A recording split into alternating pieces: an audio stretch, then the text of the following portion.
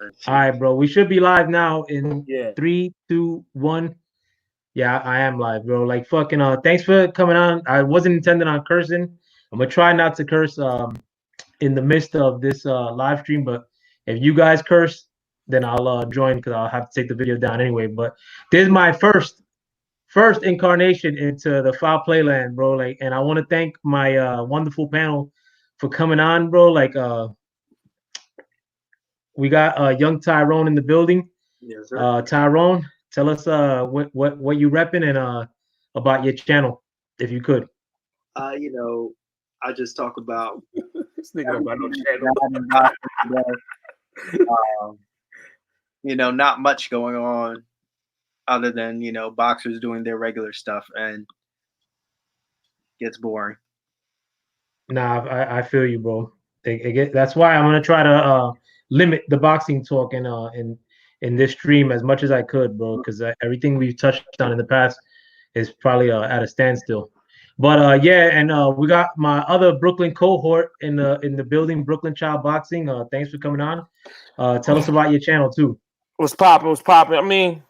I basically took down my videos and took down my channel. But I mean, you know, I definitely have some things in the works for the future. But for right now, man, you know, I mean, boxing, as far as boxing goes, bro, shit whack, bro. Like, you know, it's like I took down the video, man, because like I got more important shit to do. But I mean, of course, I'm always gonna keep my ears glued to the streets, and like I'm always gonna hop on when I can to y'all live streams. You know what I'm saying? But as far as like upload, as far as content and stuff, I can't really call myself a boxing content creator anymore. You know what I'm saying? But you know, when I do, you know, have something that for y'all to subscribe to, I'll definitely let y'all know.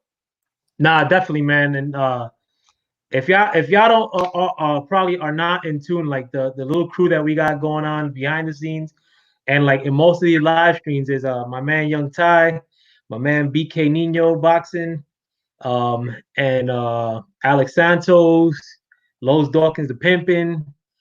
Who else? Ghana boxing sometimes comes through. Boxing Squared, he hasn't come through in a minute, but you know he's always welcome to come on.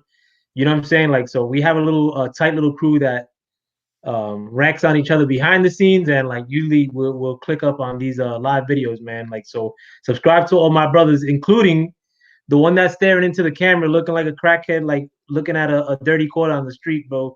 Say what it is, Michael Johnson, boxing talking more. What's happening, folks, man? How y'all doing out there? You know, it's just woo. Right now, you know, we got other things to talk about other than boxing. There's a lot of things going on, current events and stuff. You know, I really don't talk too much as of lately, dropping videos and stuff like that. But soon come. But you know where to find me. You find me, basically. Fuck it. Word up. Yo, and another thing too, bro. As far as the quorum for anybody, the two motherfuckers that are listening, bro. Like, yo, I don't care like what channels you go to. What like besides this, like yo, like you're welcome to talk all the shit you want here, as long as it's not with a racial undertone. And I really don't give a shit about a lot of that stuff. Like, you know, besides like the whole, if you're trying to be incendiary on a racial thing, like you know that we can't allow. But anything else, bro, I don't care if you don't like Puerto Rican fighters, and I'm Puerto Rican. I don't give a fuck if you don't like fucking Deontay Wilder. He's my favorite fighter. I don't give a fuck if you don't like top ranked PBC fucking whatever have you, bro. Like it's not gonna get you booted from here, bro. Like just don't be a cornball, like, and say redundant shit in the comments and or racial stuff. That's the only thing that we can't tolerate. I mean, if you want to tell me your racial shit behind the scenes, like, you know, I'm with it. But besides that, like, you know, we can't have like corniness in the chats, like, you know, so we gotta release that stuff where we could, man. But I want to go live a lot too, man. Like I say that now, like, but like, and then I'll front later on. But I am gonna try to go live like regularly, like on my days off and whatnot, man. But thanks for my panel for showing up, and please subscribe to the channels that are on this panel and the ones that I've mentioned early on. But one thing, I mean, like, and this is a really beaten subject, bro. Like, and I am gonna start it off boxing, like in the spirit of like trying to talk to the people that may be listening on the like in the short term. But this Leo Santa Cruz and Tank Davis fight. A lot of it, like, it seems to be materializing more now, like where they're talking more concrete stuff, and people are giving their estimations. Mikey Garcia yesterday said that he would give the edge to Leo Santa Cruz in this fight. Personally, I think that fight is ass. Like, nobody asked for this fight, and a lot of people are trying to paint it with or sugarcoat it and say that that's a fight that's going to give a known name to Tank. That's bitch ass talk in boxing in my eyes. I can't stand that kind of talk. I hate this fight. I want to know what you guys think. And I want to start off with Ty. Like, we were just talking to you about that. Tell us what you think, Ty, like regarding this Leo Santa Cruz and Tank Davis fight that's on the horizon. Well, my opinion on it is, the situation that Brooklyn outlined last week, where Brooklyn actually saw Leo Santa Cruz in a gas station and he ran into the bathroom thinking he was Gary Russell's cousin or something. That's how long. I'm not sure they were in the same division for 5 years. Him and Gary Russell, he didn't want to fight him, and now the money's on the table for a cash out. And Tank, he's just following the Mayweather blueprint. I'm sorry, Al, but I don't mean to sound racist, but they're getting a whole Lopez's, Suarez's, Cruz's, Francisco's, Fonseca's. They're getting a whole bunch of guys. And no, that's not right. Hold on, before I want to start with some decorum reinforcement. That's not racist, bro. I don't give a shit about that, bro. I'll lead the charge in talking shit about Spanish people if I have to. But that's real stuff. That's casual conversations. I don't mind conversations that are just candid like that. Like, but go ahead, bro. Yeah, Lopez's, Suarez's, Luis's, Guatemala's, whatever. So, this is his path. This is the Mayweather path that Tank's taking, and he's gonna go down one day too. If he doesn't focus. So, good fighter, but don't like what I'm seeing. I'm gonna try to deviate the questions, like, to keep the flow going, and I'm gonna deviate my question to you, Brooklyn Child. Do you with the same subject at hand, but a deviated question? Do you think that there's a potential for Tank to take that L, like in this fight against Leo Santa Cruz? Hell no, man. It's a cherry pick, man. Mayweather knows Tank Davis is gonna beat the fuck out of Leo Santa Cruz, bro. The dude's tailor made for him. Santa Cruz don't have the like his fight style, man. He wants to fight in the pocket. Leo Santa Cruz. How can I say? He's a very what's the word I'm looking for? It's like he's tall for his division, but he doesn't use his height. He's kind of like a Jared Hurd or Robert Easter, huh? Like a Robert Easter type. Robert, yeah, he's like that. Like like you're tall for your division, but you want to fight in the pocket and you know what I'm saying. You don't want to use your jab and you don't want to keep people at a distance and shit. Like, you just want to bang it out.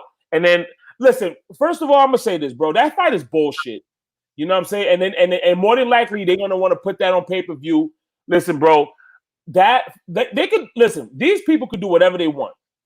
You know what I'm saying? Mayweather could come back, and I remember he said some shit like, "Oh, I want to fight McGregor. I want to fight McGregor and Conor in the I said McGregor and Conor, McGregor and Khabib all in the same night." He said some bullshit like that. And my thing is, do it. That's perfect fine. But it doesn't mean I'm going to pay for it. I am not going to support that event. I am not supporting Tank Davis and Santa Cruz. Know what I'm saying? They can do whatever the fuck they want. Yeah, go ahead. Yeah, I didn't mean to cut you off, but good, bro. We've got to also remember Santa Cruz and Abner Mares were, they took part of the most epic pillow fight in the past 10 years. Their rematch and their first, their first fight. I mean, you talk about 1,000 punches thrown, each of them, and, they couldn't even look at each other and the guy didn't go down. I mean, they were that pillow-fisted.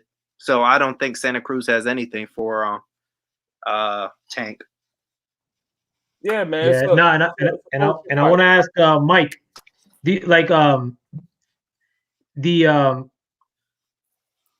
think that the weight, as far as like Tank Davis's weight loss problems in the past, he's already had 2 times where he's missed weight. You think that should be a representation of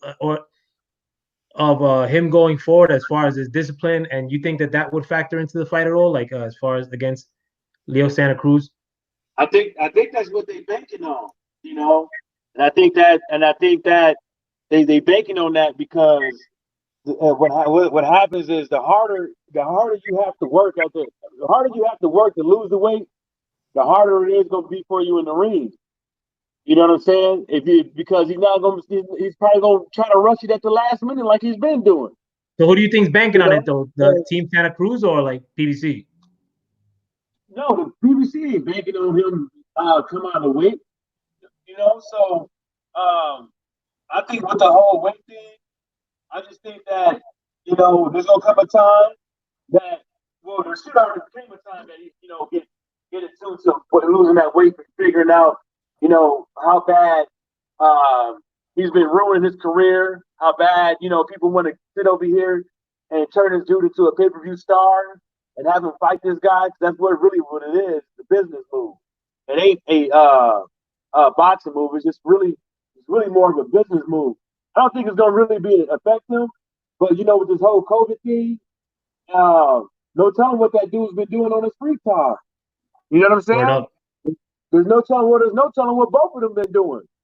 But regardless of his weight, where he comes in, if he's overweight, if he's underweight, Leo Santa Cruz still get his ass whooped. Maybe, bro. I don't know. I can't really go about a dollar. I think they know this, and that's the reason why they already got the weight thing going on. What they say? He got they offered to fight at what weight? 130. Yeah. Tank had trouble making 135 already. Exactly. And now he's on another 5 more pounds, or 5 or 6. You know what I'm saying? Because usually ain't nobody really coming in there like, unless they know what the fuck they doing, exactly the same weight, exactly that weight. You know what I'm saying? So I feel for Tank, but it's just a money grab. They trying to turn this dude into a pay-per-view star.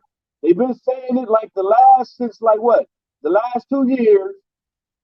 They reached and told the fans that, this year's gonna be a big fight. This year's gonna be big for Tank Davis. They said that for like the last 2-3 years, and they ain't gave the fans nothing. Now they're gonna give him. Now they want to move down to fight this guy.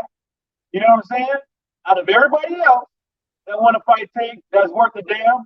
This is not for the fans. This is not for boxing fans. Well, hardcore boxing fans. These are people who want to watch Leo. These are people that want to watch Tank and see how much money they can make. That's their immediate family, though. Nobody wants to watch them 2 motherfuckers, bro. Like they're not like big like that, though, man. Like I mean, like I watch them on free TV, but as far like that, it's just an ass cheeks fight, bro. I never want to watch Leo Santa Cruz fights. To be candid, I mean, to be perfectly honest. But yeah, like actually, and I want to ask you all this question, bro, and answer it in 30 seconds or less. And this is just a hypothetical. If fucking Leo Santa Cruz, if Tank Davis was to fight Lomachenko, like people wanted him to, per se, like if they were to fight and he were to lose first time around, and then they were to fight again, and he were to, or they were to go for a 3-peat basically, and Tank Davis were to come out the victor in 2 of those matches, including the last one. So like, let's say he loses a combination of 1, and or loses 1 and then wins some sort of combination of 2. But one of the 2 that he wins is the last of those matches. You think he would be en route to being a paper star or being a pay-per-view star at that point? And I'll start it with you, Brooklyn Child. No.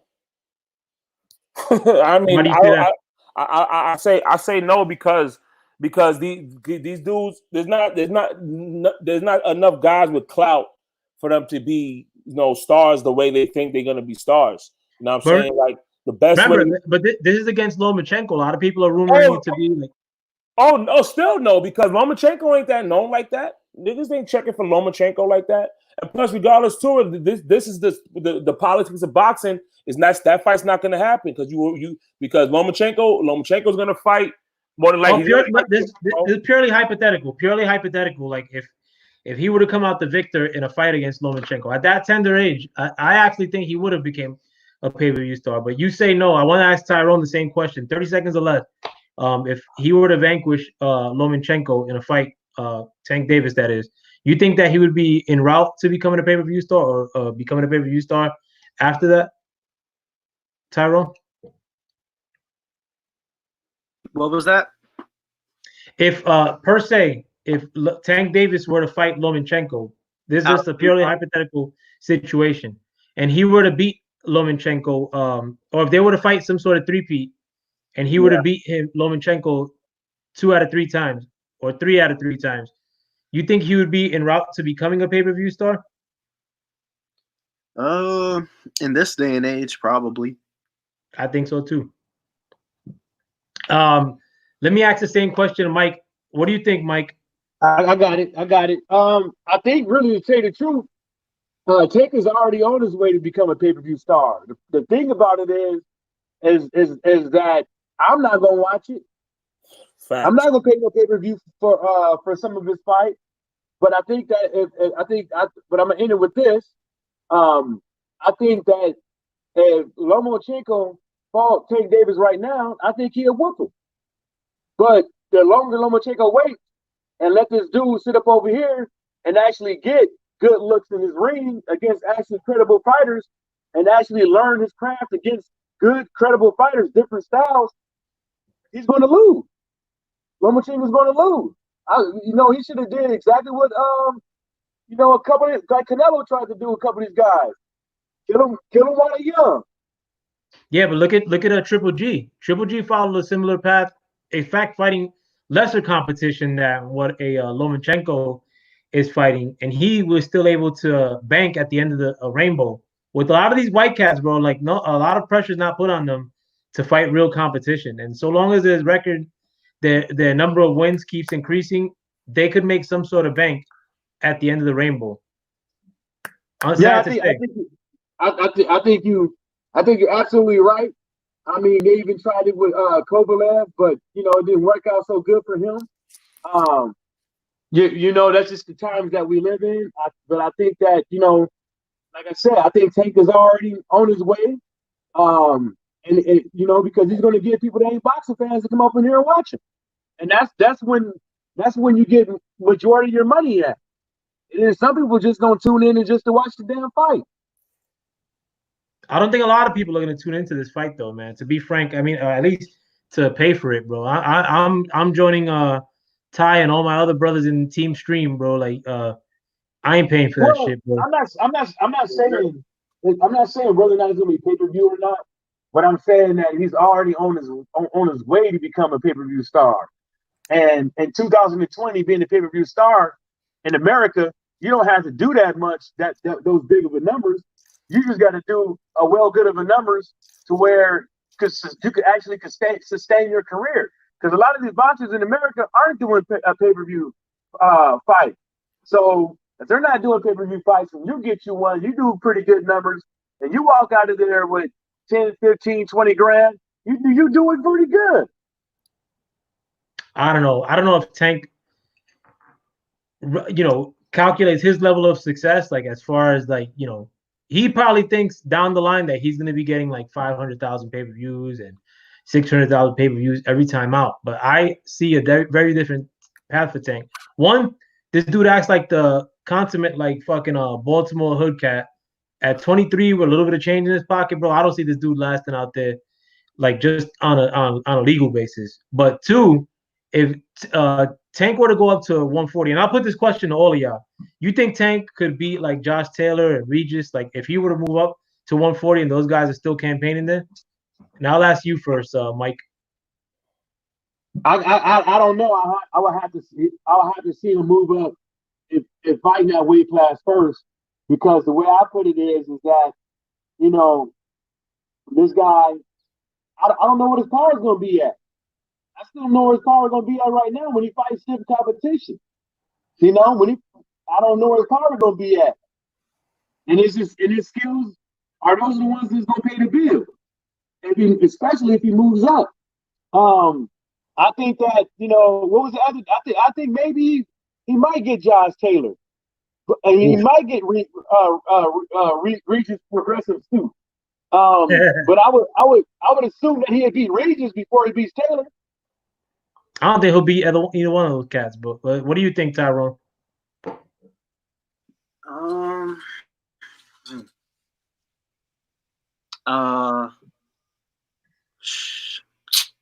You think he'd be able? Basically, you think he'd be able to campaign at 140, given the competition that's there now, given the beatdowns he's putting on his body too, to move down 5 pounds in weight when he couldn't make the weight at 135, attempted to move down at 130 with a guy who's already kind of on the portly side to fight a Santa Cruz, which is going to be the biggest fight of his career that nobody asked for.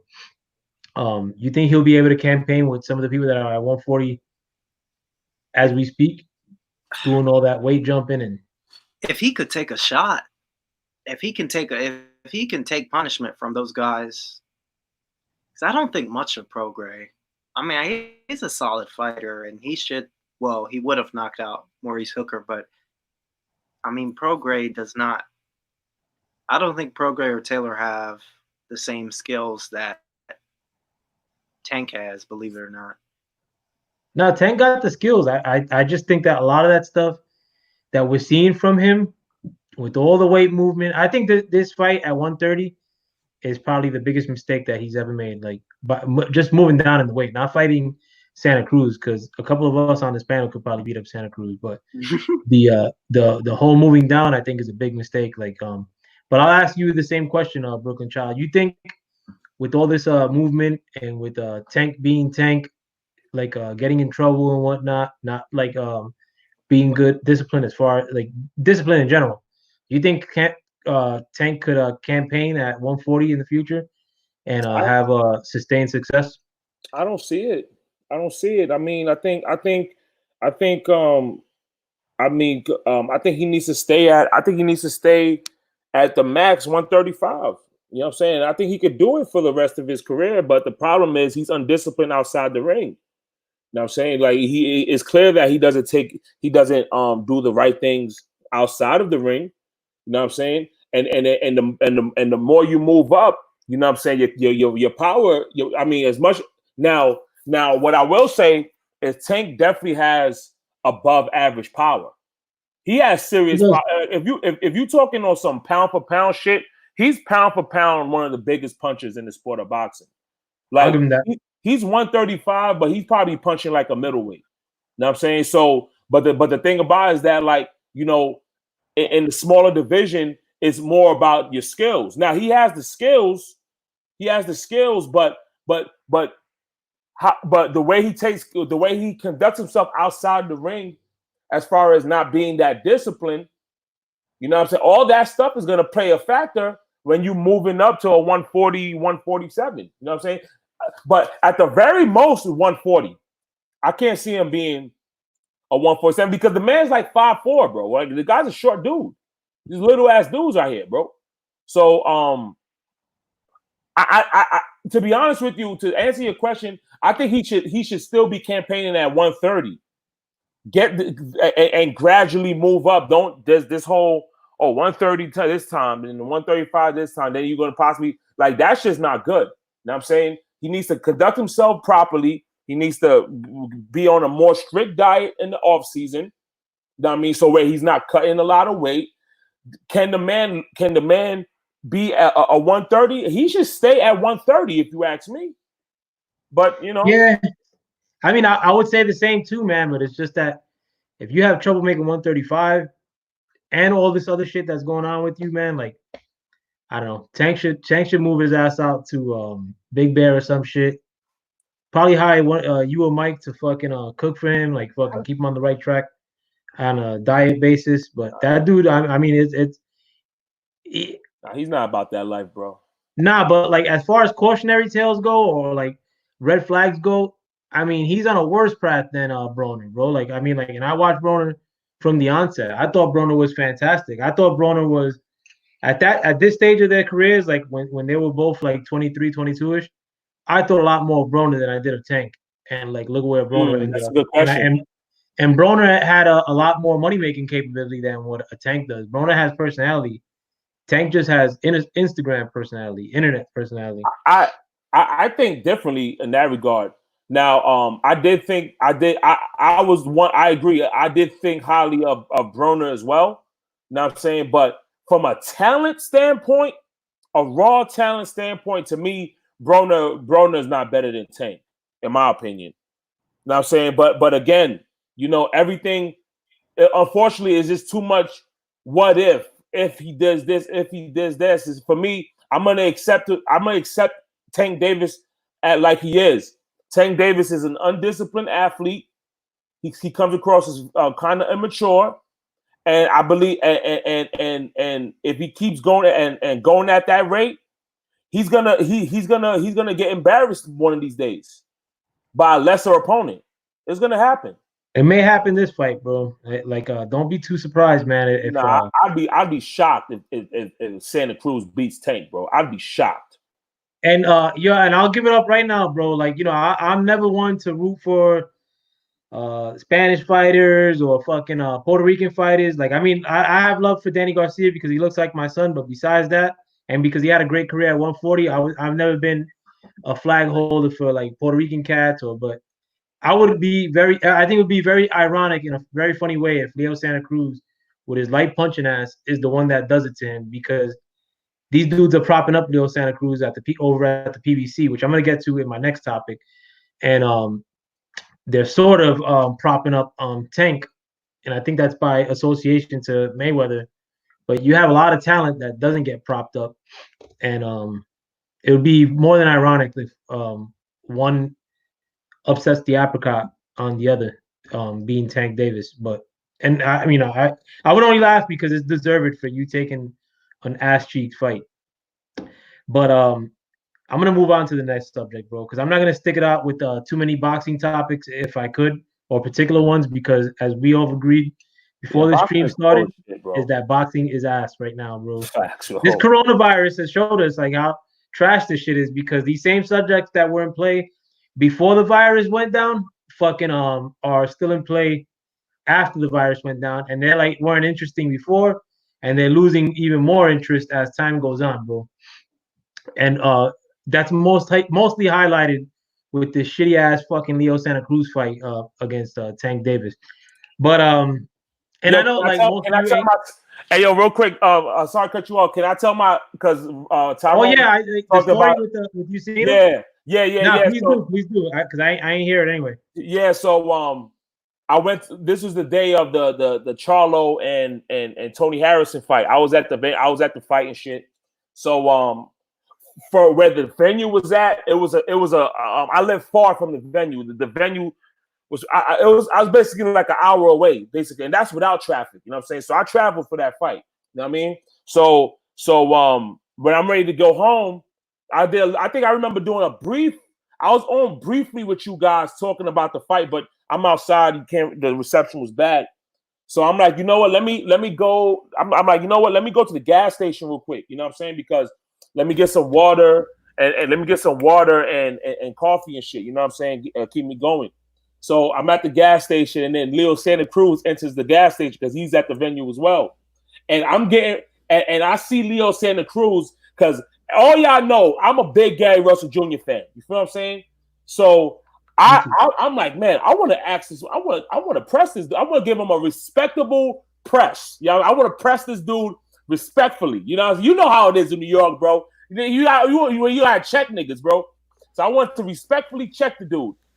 But he goes to the bathroom and he don't come out. Like he's in there for a long time. Like he's probably taking a shit or something.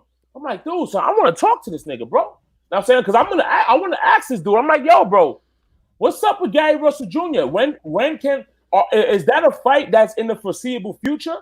Because I was gonna tell him, I'm like, yo, bro, you make that fight, you bring him to LA on a venue in LA. I will buy a ticket personally. I would have told him that shit, bro. Because this is the type of shit that boxing fans need to, that these fighters need to hear, because too many times, you know, it's all this, oh, it doesn't make sense. This doesn't make sense. If a fan personally comes up to you and say, yo, I would pay to watch this fight, make the fight. Because if I'm saying that, I'm sure a plethora of other people are saying the same thing or have the same idea that I have. So make the fight, bro. Know what I'm saying? But yeah, I want to press this nigga, but he goes to the bathroom and he doesn't come out. Factuals. Nah, I agree with a lot of your points too, as far as like the you know, trying to apply that sort of pressure too, man, because there ain't too many boxing fans in the world. And then if you see them in a random place like that, like why not, bro? Like, you know, I don't think they get those kind of questions from boxing media the way it is, man. Like boxing media, that shit, bro. Boxing media is completely bought and paid for. Like it's very easy to buy and pay for these guys because they're hundredaires. A lot of these boxing writers. So I mean, you throw a couple bucks in their pocket and you said hundredaires. Yeah, and you got them. But and like this kind of is gonna touch on that, on what you were just touching upon, Brooklyn Child. But I want to ask Michael Johnson first, and I'm gonna give my opinion first, and I'm gonna and then I'm gonna ask you guys the question. But given and I asked that question about what if Tank Davis went on a three-peat with Lomachenko, especially when that fight had a lot more fanfare, that matchup had a lot more fanfare, and he would have vanquished Lomachenko. That would have been 3 fights for Tank Davis, big money fights maybe, and it would have set him on his way, I believe, had he been the victor, towards becoming a big name or a pay-per-view star, and at least far bigger than what he is now. But with a lot of these missed opportunities, like I mean, I'm turning a new leaf, bro. I think PBC as a promotion is becoming really, really ass cheeks, bro.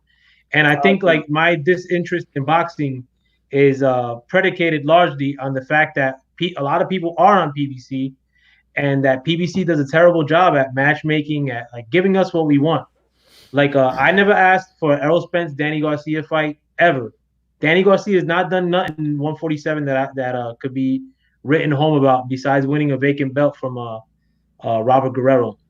But a lot of times I think so that these fights that should be made could, I mean, if they're good fights, they could be made into rematches or 2 times over, similar to Tyson Fury and Wilder. Like you're gonna get 3 matches out of that, and they're all big money fights. You know, they're all like what everybody's talking about. You know, I would have. I mean, it's not the fight that I want to see most, but I would have rather have seen, for instance, Errol Spence Jr. rematch with Sean Porter. I mean, it's not the fight I want to see most because I didn't want to see that fight to begin with, but it was for a championship and it ended up being a good fight. But there's no talks of them rematching. It's you know, now we're getting talks of Danny Garcia, which nobody asked for again. But having said all that, like I think that PBC, as far as their matchmaking goes, as far as a promotion, they're just very behind the ball in my eyes with what they do. They're very reactionary. They don't it seems like they don't plan in advance. Like a lot of the plans they're putting together, it just seems to happen like spur of the moment. Then you get these bad matchups. You're getting people losing when they're not supposed to lose. And I think that's, you know, because they don't really have a game plan of what they should be doing. I think they've mismanaged in many ways. I think Jamal Charlo should be fighting Andrade, even though they're not both PBC guys. But you know, if Canelo's not fighting you, you're gonna go fight the guy that's being avoided by Canelo at 160 and Andrade beating him, maybe, and for a lot of money. Suppose that's going up to $10 million that they're being offered for that fight. What if you fight him twice and you know you're gonna get at least double that? But what do you guys think of PBC as of, you know, May 11, 2020? Like as far as their what they're doing, like as far as with their promotion of these fighters and like the matches that we want to see. Given all you guys said about like Gary Russell, Santa Cruz, everything we talked about, and I'll start with Michael Johnson first. Like, what do you think PBC is doing a good job, a lackluster job, or a shitty job as far as these promotions go? Well, I don't think they're. I think that's a complicated question because I don't think it's necessarily the burden is fully on the PBC. I think sometimes it's also these fighters, and then trying to get these fighters locked into these fights so they can have a big showcase and stuff like that. Because some of these fighters they locked in with a network. Some of these fighters really ain't locked in with a network.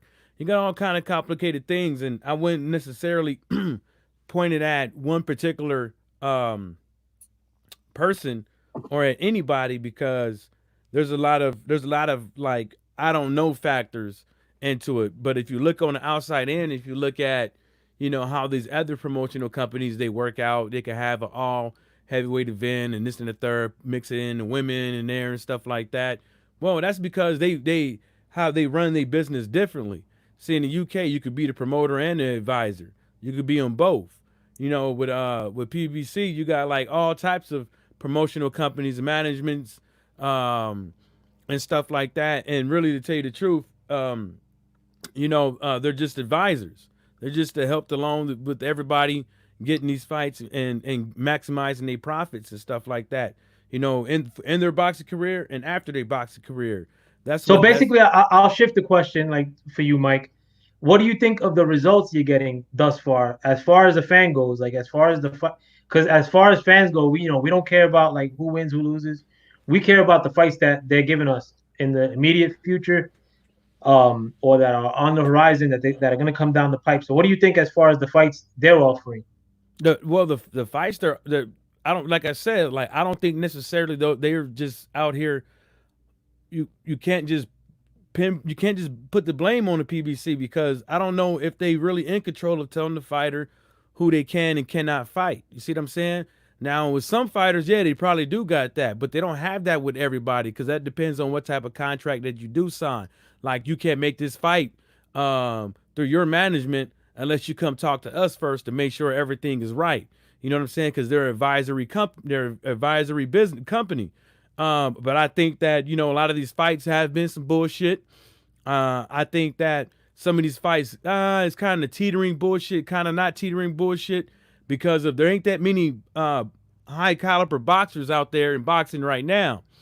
And some people just don't want to give the fans what they want off the rip when they can make it, because they look down the pipeline and say, well, if he beats this guy, then goes and beats that guy, that's in 2-3 years, and then there's nobody left.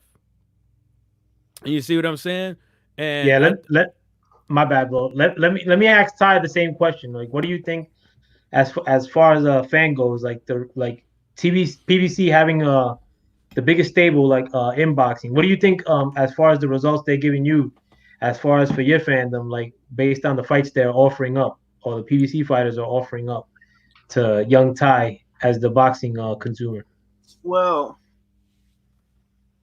like Mike said, it's kind of a complicated question, because sometimes the onus is on the fighters and sometimes it's on the PBC who enable this stuff, May I cut you off though real quick, and I'll let you continue your point, but it seems like it's a complicated matter when it's PBC fighters more than lately. Put it like this. It's because they have more freedom.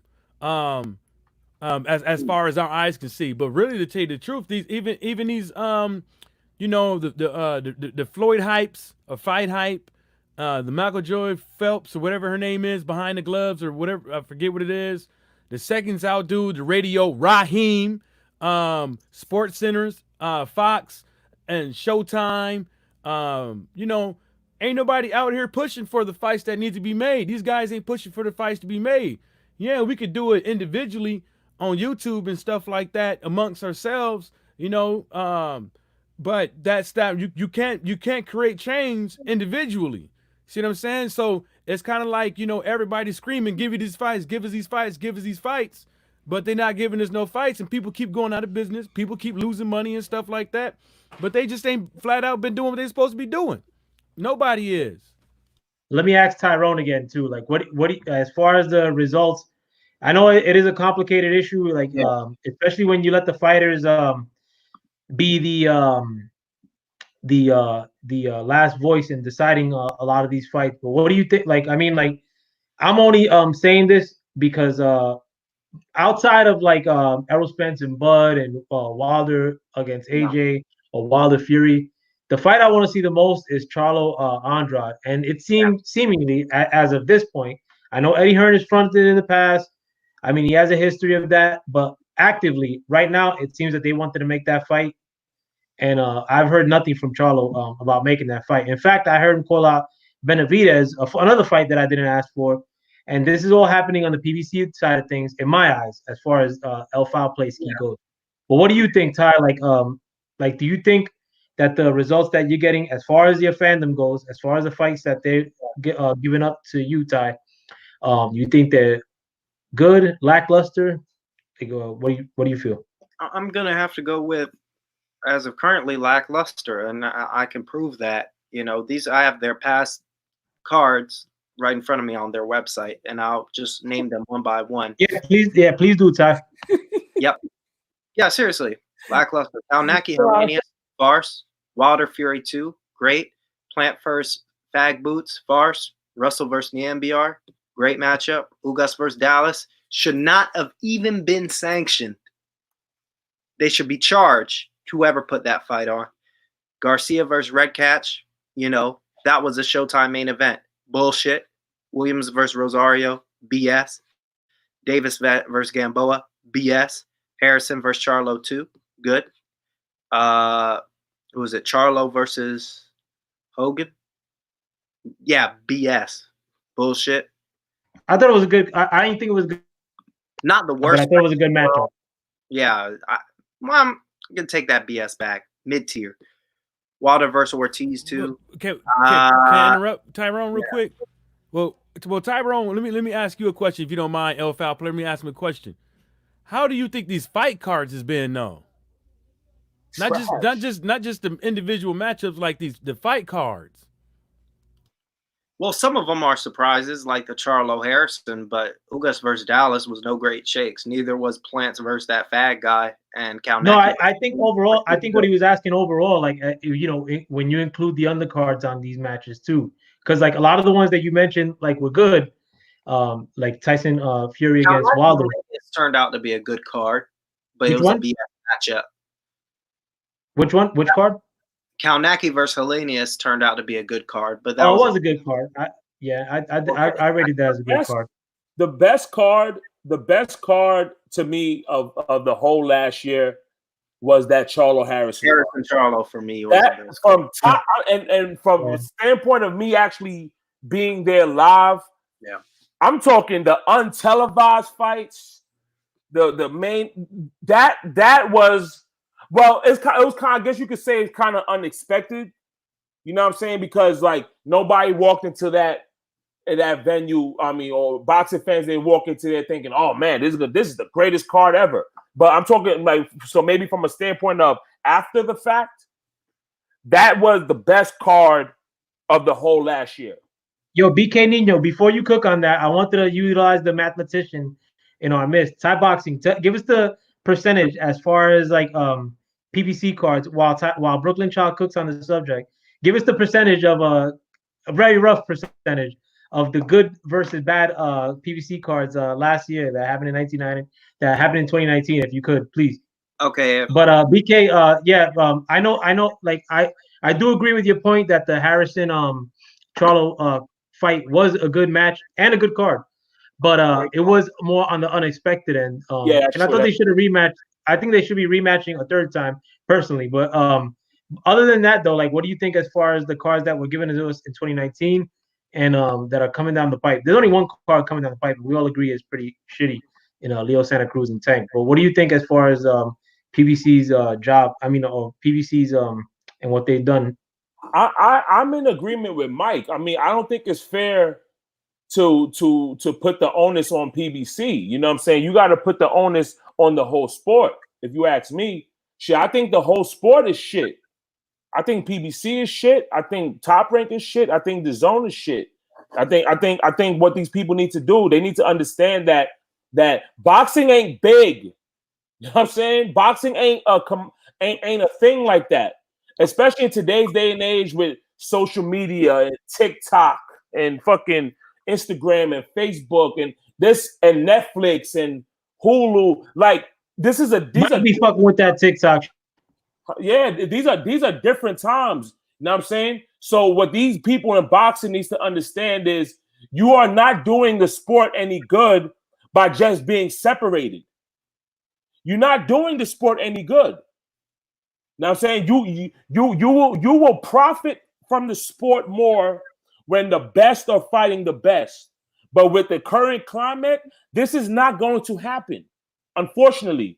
And we're just gonna come on YouTube and complain all the fucking time. This is a big reason why I shut down this channel, because a nigga like me. And I don't blame you, bro. But let me ask you something though, and this is like this is on one of the fantasy matchups that it seems like we're not gonna get, but that I think is feasible that they could have made it. Like in terms of Charlo fucking Andrade. If you don't think that if Charlo would have really like banged the table and asked for that fight, that PBC would have budged and tried to negotiate, I think they would have personally. If they're doing everything, and I do agree with you and Mike's point as far as them PBC being more for the fighter at the whim of the fighter. But if the fighter is the one demanding for that fight, and then on the other side you got a promoter supposedly offering 7 million to 10 million for that fight, then I think that they should hold him to task. Like, yo, Eddie Hearn, like let's see if put your money where your mouth is and send that motherfucker this way. Let's make that fight happen. But do you think that they would make that fight if the fighters demanded for these fights?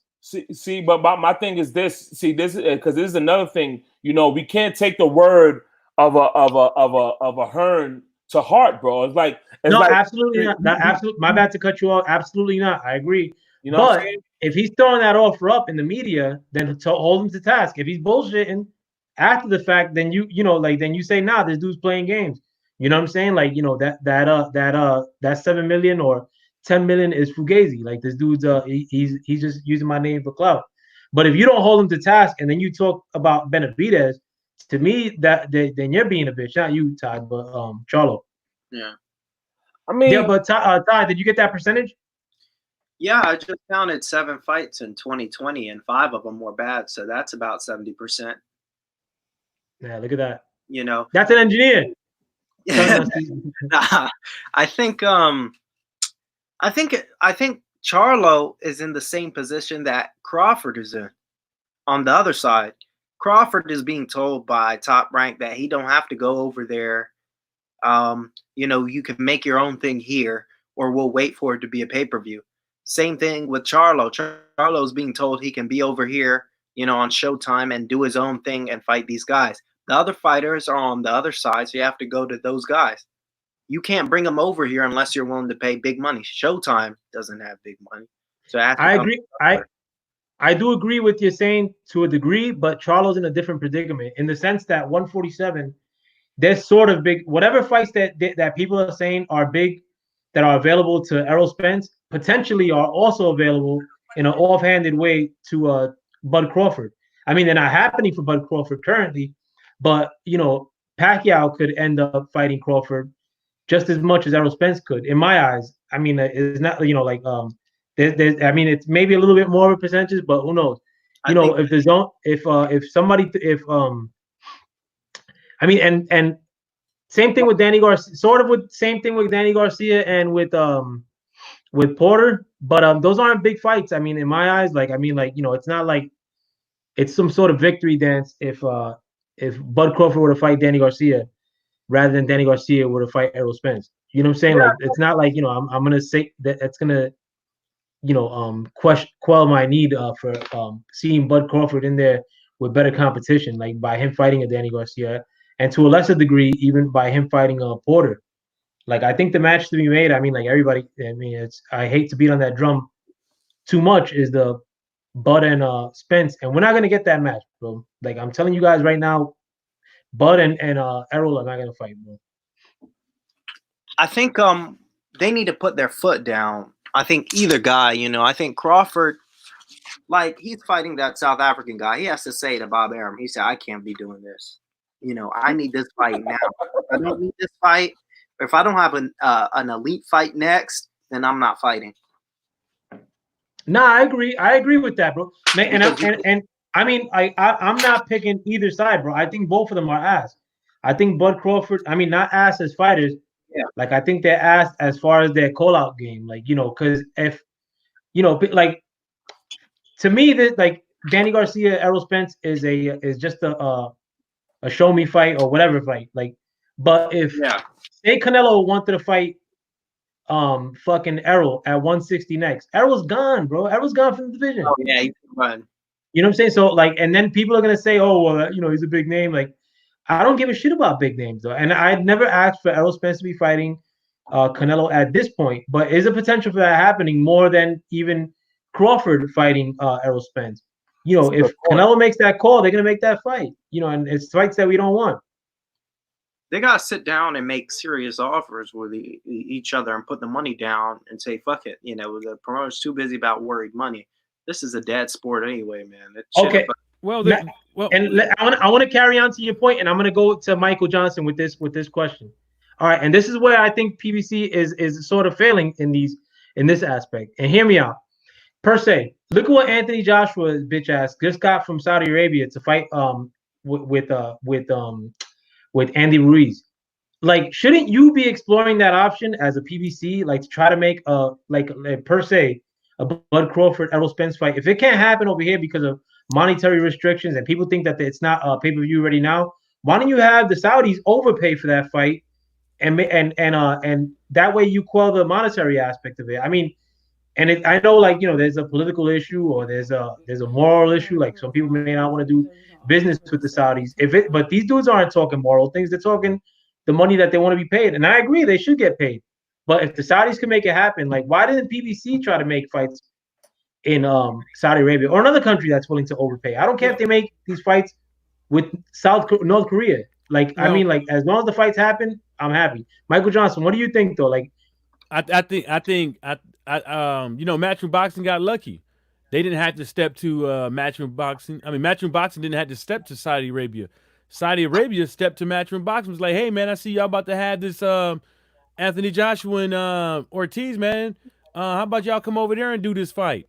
And they put a fight card out there. They spent some money and stuff like that up front. Saudi Arabia did, and I don't think that a lot of these guys around here are willing to put money up for some of these particular fighters. You know what I'm saying?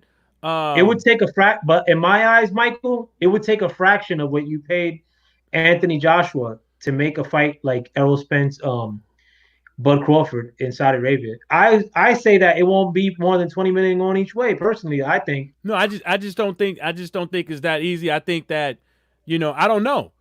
I don't know if the PBC probably did try to get fights in other countries and stuff like that, or see if anybody else wanted to bid on the thing. But then again, you got too many of these American fighters.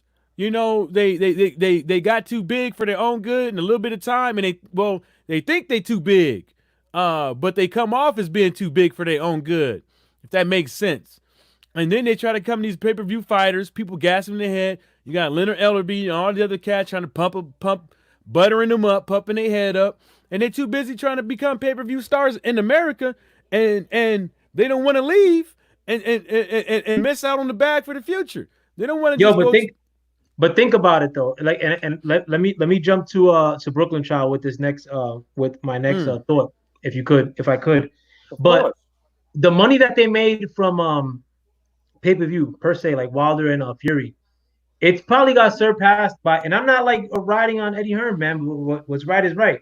It probably got surpassed by the money that was put up by the Saudis, in guarantees for Anthony Joshua and fucking Andy Ruiz. Like I think that if you're trying to make bread off of pay-per-view solely, I mean we're seeing pay-per-view like dying before our eyes. The last couple of fights I've watched on Team Stream with my man, by way of my man Young Ty. You know what I'm saying? Like I'm not paying for these fights no more, and I think a lot of other people aren't paying either. So I mean, in light of that, I mean, if you're trying to make your big chunk of bread off pay-per-view, that's dissipating before our eyes. I mean, like, so I think like with what Eddie Hearn did, I mean, it's commendable as far as money making goes, because you're getting more money than what probably you could have gotten on pay-per-view anyways by another country. But what do you think, Brooklyn Child? Like, I mean, it's quite a bit of assumings and stuff like that. Because in my opinion, no way do I think Joshua and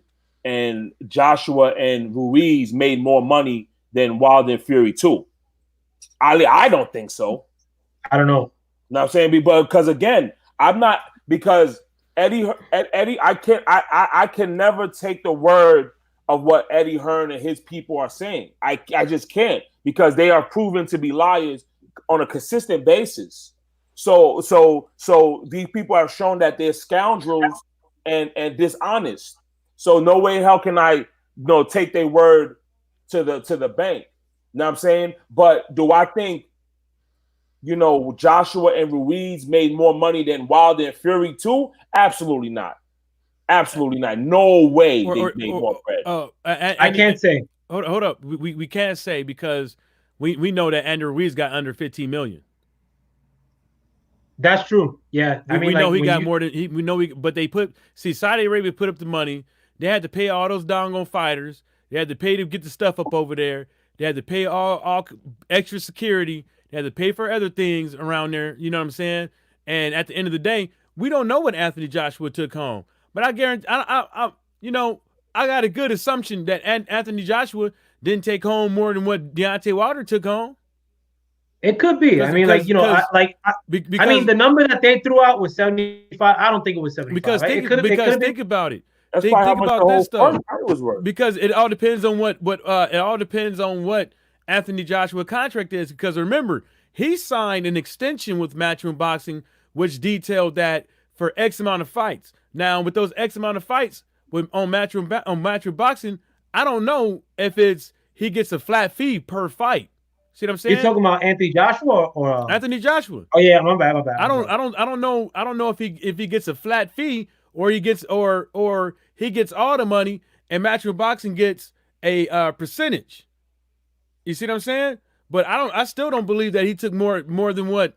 But put it like this: Deontay Wilder, Tyson Fury didn't even have to work as hard as Anthony Joshua for that Saudi Arabia thing. They didn't have to move around here, move around there, go on all this stupid ass tour stuff, and look at what they did. And they didn't even have to gas up other fighters on the undercard selling shitty fights. They didn't have to gas up nothing. They told the fans exactly who they was, and they got up in there. They didn't sugarcoat the shit. They got up in there and fight. These guys over there lying. They lying on the they lying on the shape they in. They lying on their accolades. They lying on all kinds of stuff. I think that's a separate. I sort of see that as a separate issue, Mike, in the sense that I know what you're saying. That I was just saying is like the aspect. I think that Deontay Wilder and Tyson Fury overtook what they did in Saudi Arabia. It very well could have. I mean, like I think like as far as I think Wilder may have made more than Anthony Joshua in that particular instance. But you got to factor that AJ was coming off a loss, got battered like by a fat Mexican dude. The rematch to that, I mean, like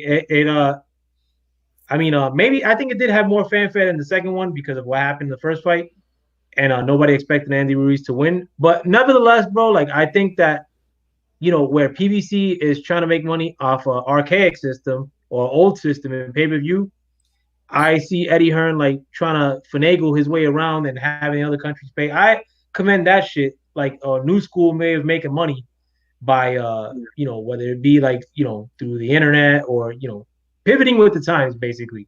None of these dudes are gonna get to that level of a $100 million pay-per-view fight. What do you think, Tyrone?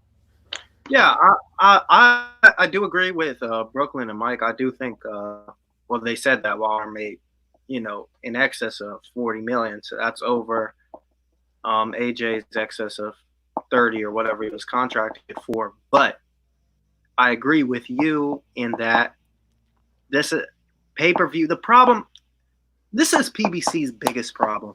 And who am I to tell anybody not to bet on themselves? But what they do is they tell these fighters, if anybody's giving you extra money, don't do this, just stay with us. Same thing like networks do. And what they tell them, you can be a next pay-per-view star when they won't be shit. Seriously, this big pay-per-view star when they won't. It happened with Wilder, but he's a heavyweight. He's knocking everybody out. He has the skill for that. Or Floyd. But, you know, they're not Wilder having 1.2 million pay-per-views his last fight. Or Floyd, you know, 2 million or 5 million pay-per-views or whatever he was getting, you know, versus McGregor. They see that and they just are sexually fascinated with, they want to be them. They want to be those guys, and they're being told that they can be those guys when they won't. Jarrett Hurd is never going to be a pay-per-view star. I can go over to his house an hour and a half from here. It don't take me. I wouldn't put that stuff. I wouldn't put it on the PBC though. Sometimes you just have to take the money. Sometimes I want them to take the money because my own selfish reasons. I want to see the fight. I hear what you're saying, but Mike. Hold up, though. But the PBC ain't saying nothing. You see what I'm saying? They are telling them that. They're telling them. No. The PBC ain't telling them that because I the think PBC they are, is Mike. Al Heyman. Now, people can become pay-per-view stars in their own right. But the thing about it is the people that we do hear saying that ain't PBC, and that's Leonard Ellerby.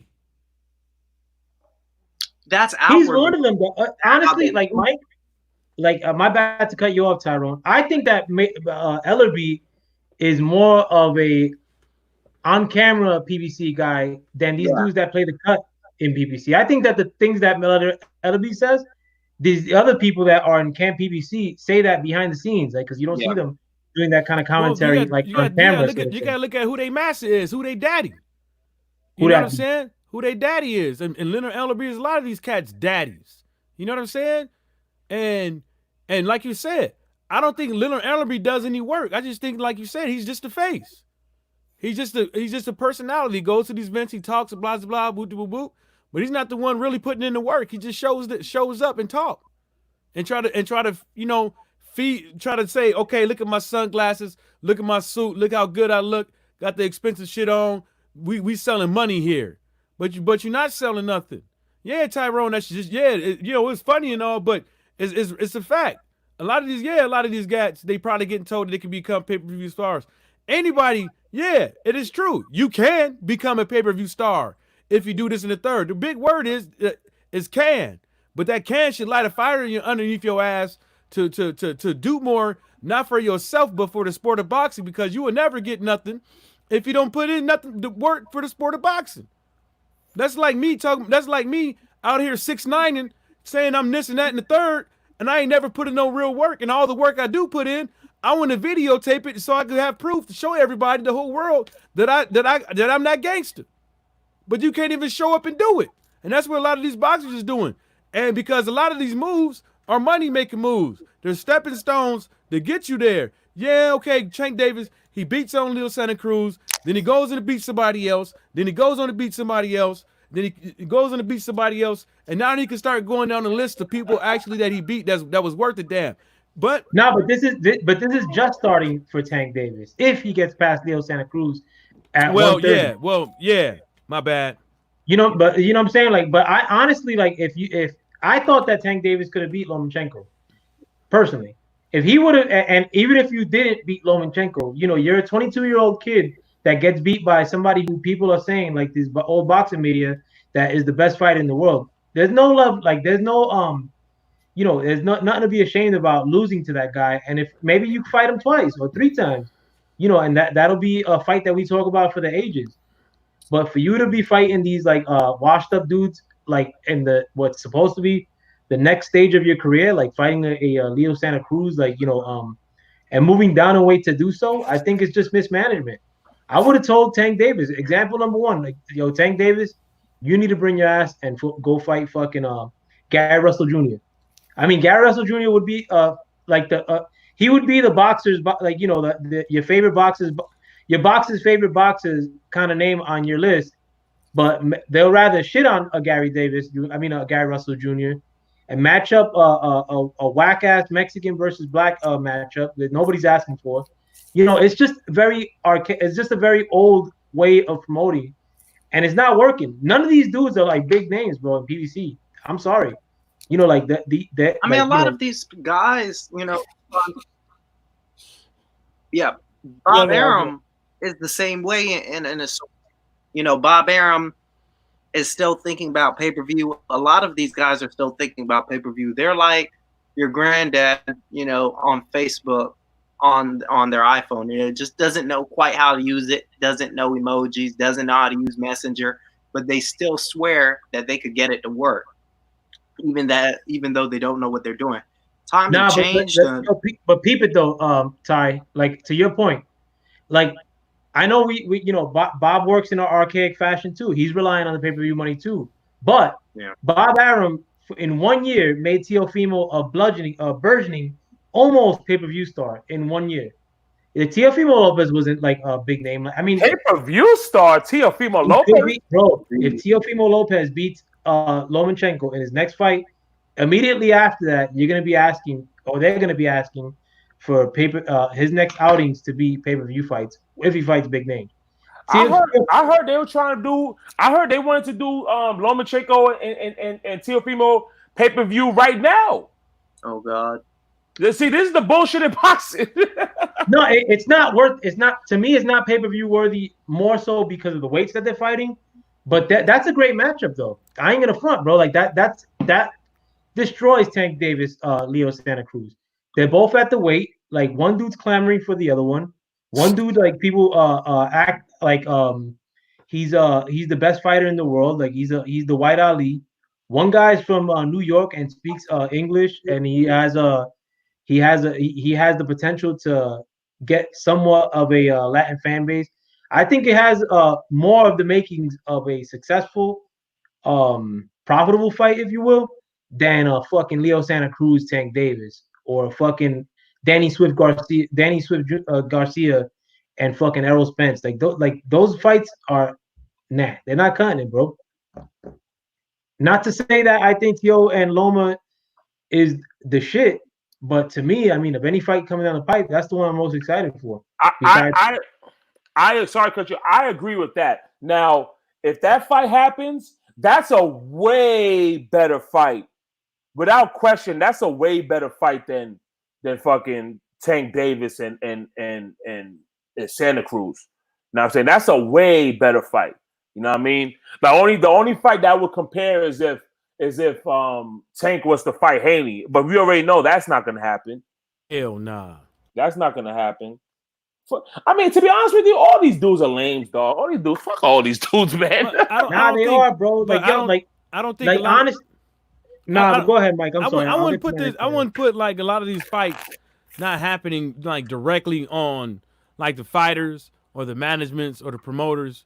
Some of these fighters, like, they don't even have people know who got who the goods. People know who's trained enough.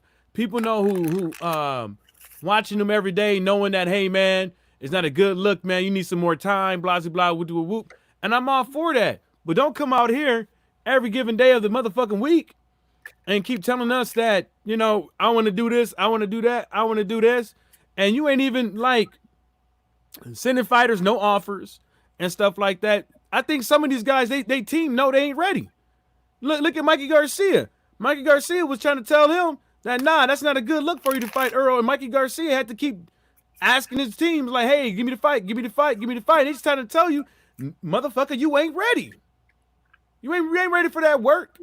And I think that happens a lot. And then another thing is, we do hear the business aspect from a lot of these fighters now with it doesn't make sense and all the other weird, duck-ass joggering that they like to use. This is duckism that somebody fed into them, and they just try to come off being smart, giving an excuse on why the fight is not going to happen. When they really should be saying is like, well, I'm not giving it to the real boxing fans right now. Is because my pockets is kind of low, and right now my skill set ain't quite there. That's what you should be saying, because at least people know you a pussy if we smell it. Excuse my language. Pretty much 99% of boxing right now is doing a little bit of a watered down version of what you just said. Like, maybe not saying it outright, but saying the fight's not ready, or like the fight's not there. I mean, like, like, you take one fight that's not ready but that people like really want. Even though you may not make the bread from it immediately, but if Errol Spence beats fucking Bud Crawford, Mayweather can't come back to boxing unless he sees Errol Spence. You know what I'm saying? That's how you make it. That's your bread move right there. You know, like or Pacquiao can't really come back onto the scene unless he sees like Errol Spence. If he's the victor of that fight. But FoulPlayer, don't you think this? If Sportson and all them guys out there, if they even put okay, you had the Michael Jordan, right? Last Dance thing, right? Everybody talking about that. And they even, insinuating is like, dang, why they getting one last season? Like, what happened with this? Blah, blah, blah, whoop, whoop, whoop. And they can't even come out here and insinuate on giving people the right fights at the right time. Because who isn't like ESPN, like the broadcaster? Yeah, they're not doing shit. They're not saying but it's not on them though. Honestly, Mike, I don't put the emphasis on them. Well, this is the reason why I put the emphasis, because us on YouTube we play a small part and vocalizing what the fans want and stuff like that. But the broader point is getting these casuals to think differently on what's a good fight and not a good fight. They thought last Tank Davis fight was the bomb diggity. You see what I'm saying? Who thought that? Dummies. They really thought that dude had a chance. Wow. You know what I'm saying? Look, I'll put it like this, and I'll say it like in the midst of what's happening in the coronavirus per se. Like boxing stories have been fucking dead, bro. You know, like we're seeing like a lot of these channels, like they don't have shit to talk about. You know, whoa. But besides, like boxing talk is dead. One of the biggest boxing stories in this goddamn near 2 months of like coronavirus has been that dude that's like 12-1 that was calling out Errol Spence, saying that like he's gonna fight Errol Spence next. I don't know what his name was. He's a nobody though, essentially. That was one of the biggest boxing stories in this 2-month time frame of the coronavirus. It's like, and that's because he was calling out a big guy, and maybe they were planning on making that fight behind on the low, and like who knows, but it's just that these dudes, like there's a level of cowardice in my eyes when you're constantly relegating like to your promoter, and like and they even do that like post fights now, like like before, like you get a boxer winning a fight and he named off 2 or 3 motherfuckers that he wanted to fight off rip.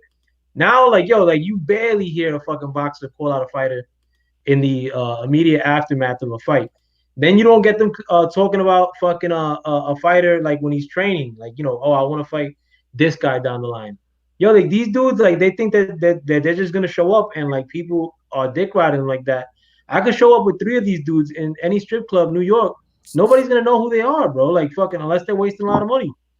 These guys are not like big stars like that, and they could take the bull by the horns and become humongous stars, even bigger than Anthony Joshua. You may not think so, but they could become humongous stars, but they really don't. There's a recipe that could be followed to become the big star, and I'm gonna get to that in my next topic. But if you guys have any final thoughts on this last subject, let it be known.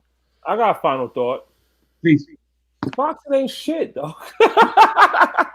You say boxing ain't. I mean, it's not to be. I don't want to come across as a Debbie Downer. You know what I'm saying? But it's like these people don't get it. They don't get it, bro.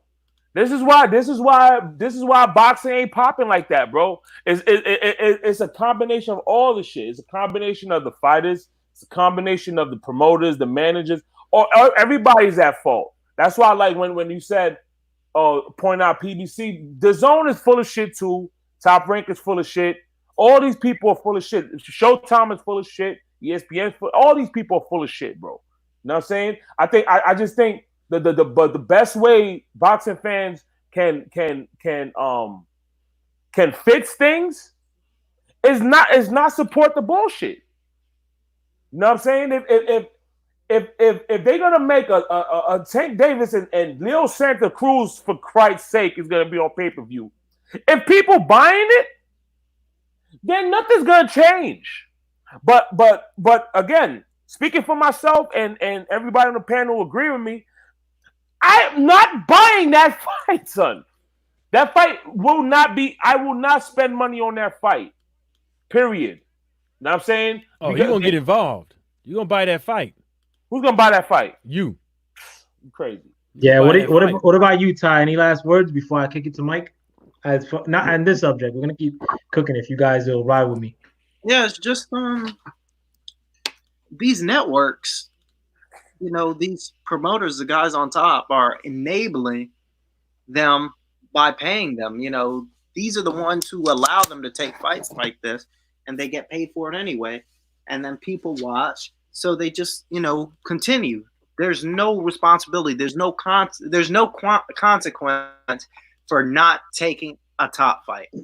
That's the biggest problem. If you don't take a top fight, you will not be punished financially. You'll be just fine.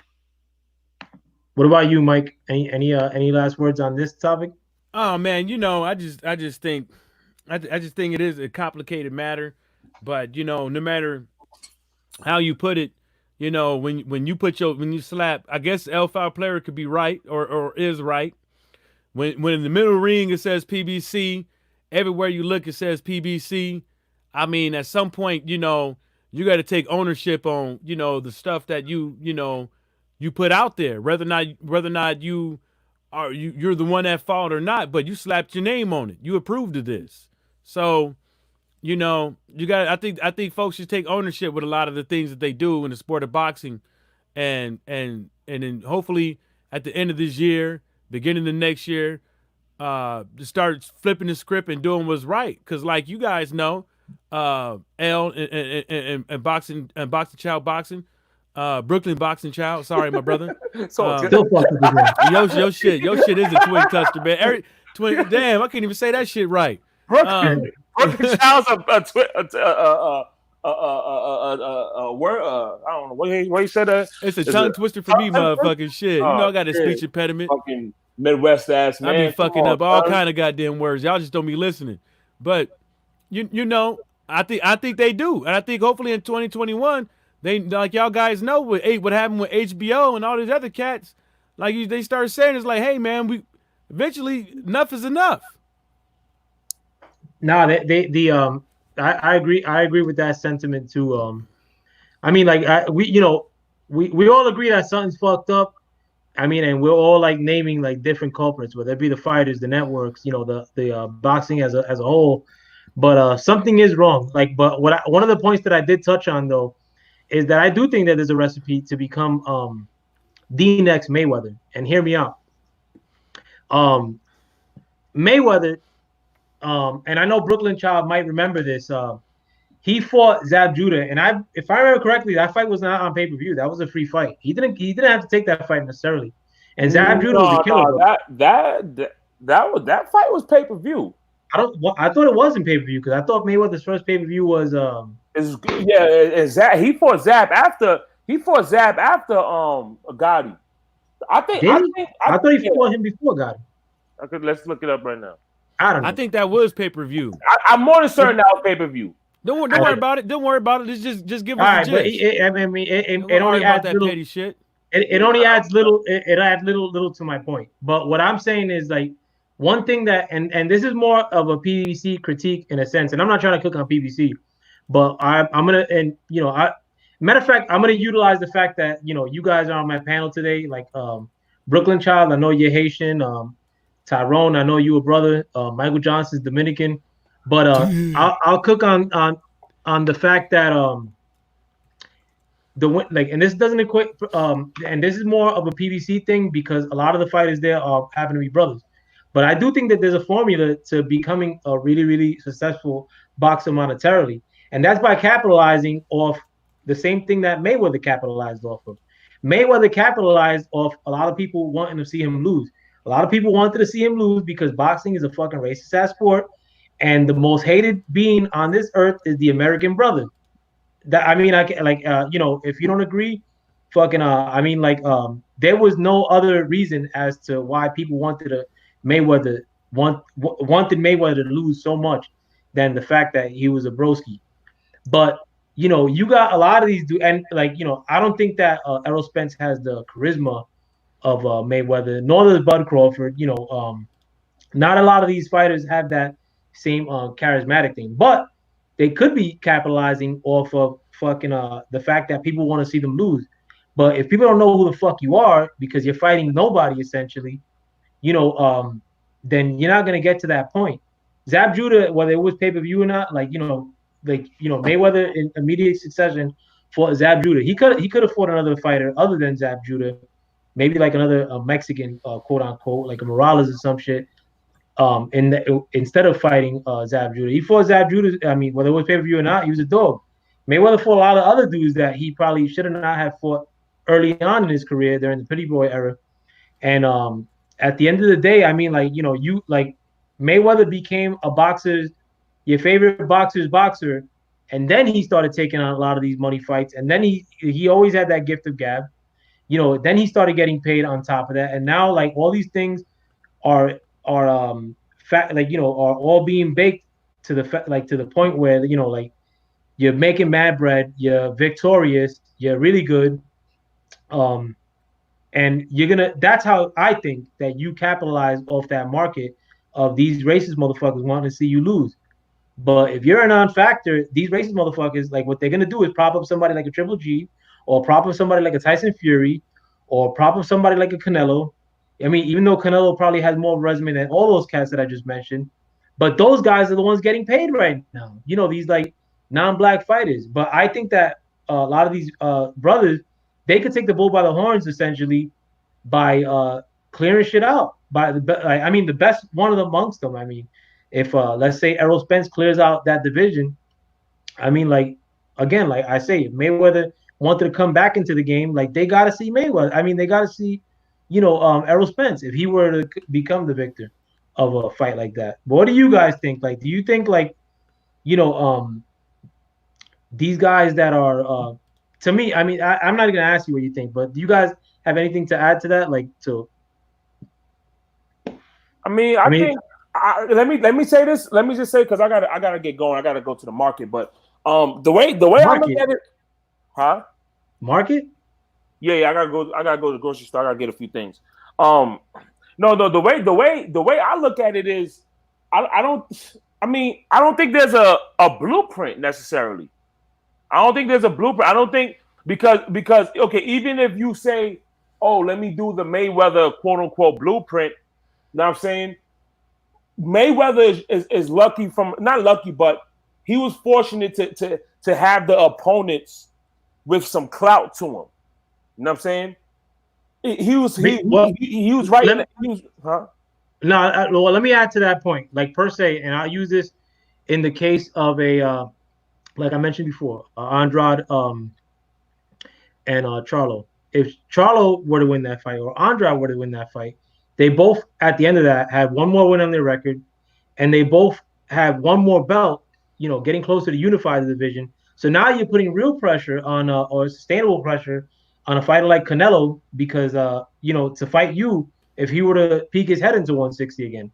That it's not necessarily like that they're gonna reach Mayweather numbers or that's set in stone. But the thing is that the media, as it is currently constructed now, is built on like trying to downplay a lot of these brothers or dismiss these brothers and their accomplishments.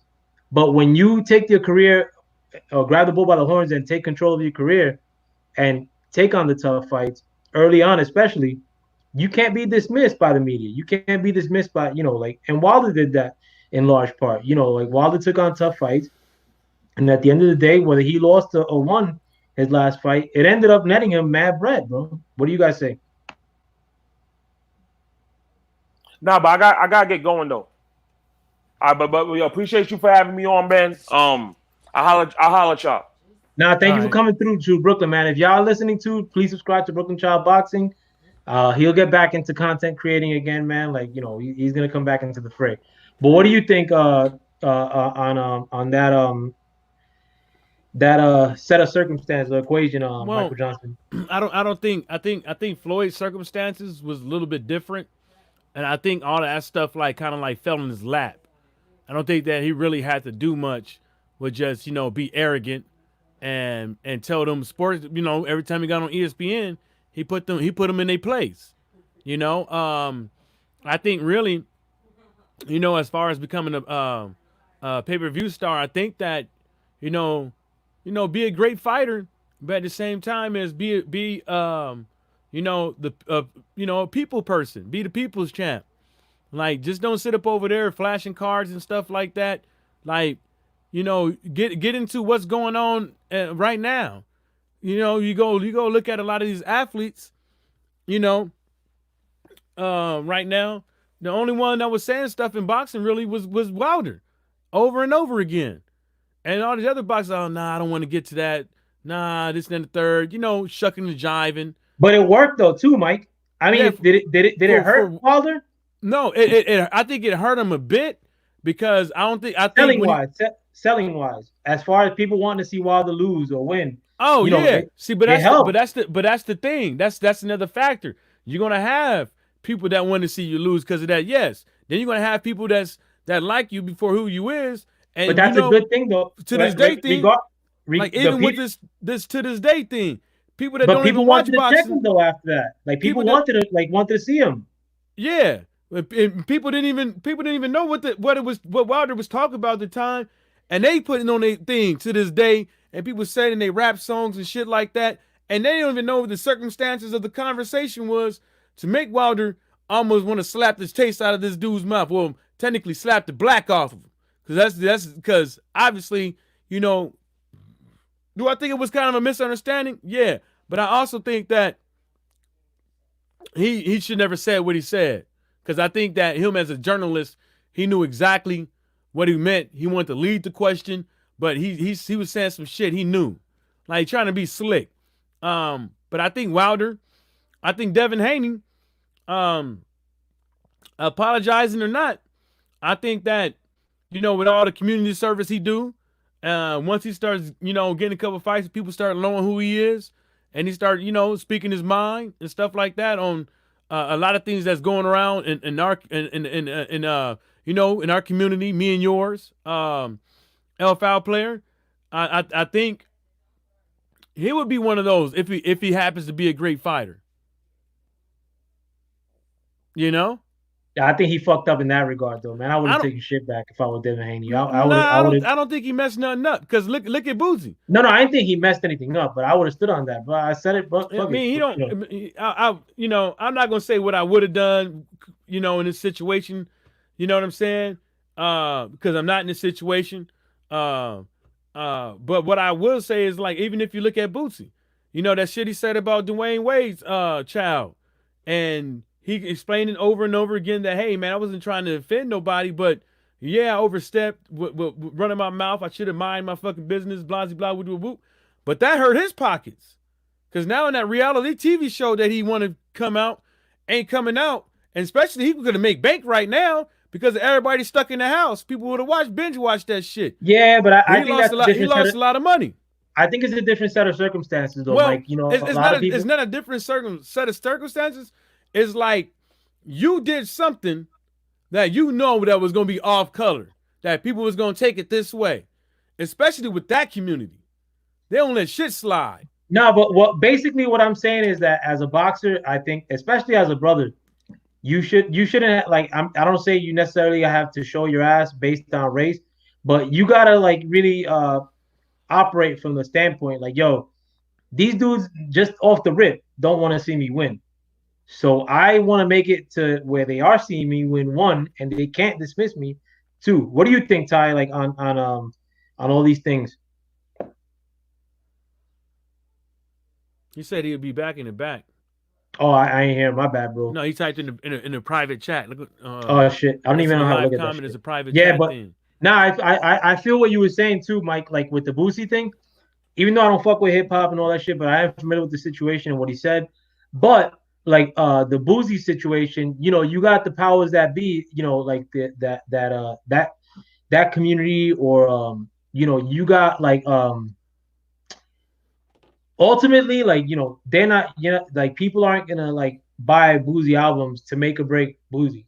You know, he gets opportunities from people that are not of his community, maybe, like to get on a TV show, or like, you know, so it's a little bit different with boxes. Boxes, like, I mean, like operating in the system that they're operating on currently, you know, pay-per-view is make or break, or fucking you know, people even talking about you in the slightest form could make or break you. You know what I'm saying? Like, but the ability as a black fighter to not be dismissed is huge, you know, because like look at Charlo.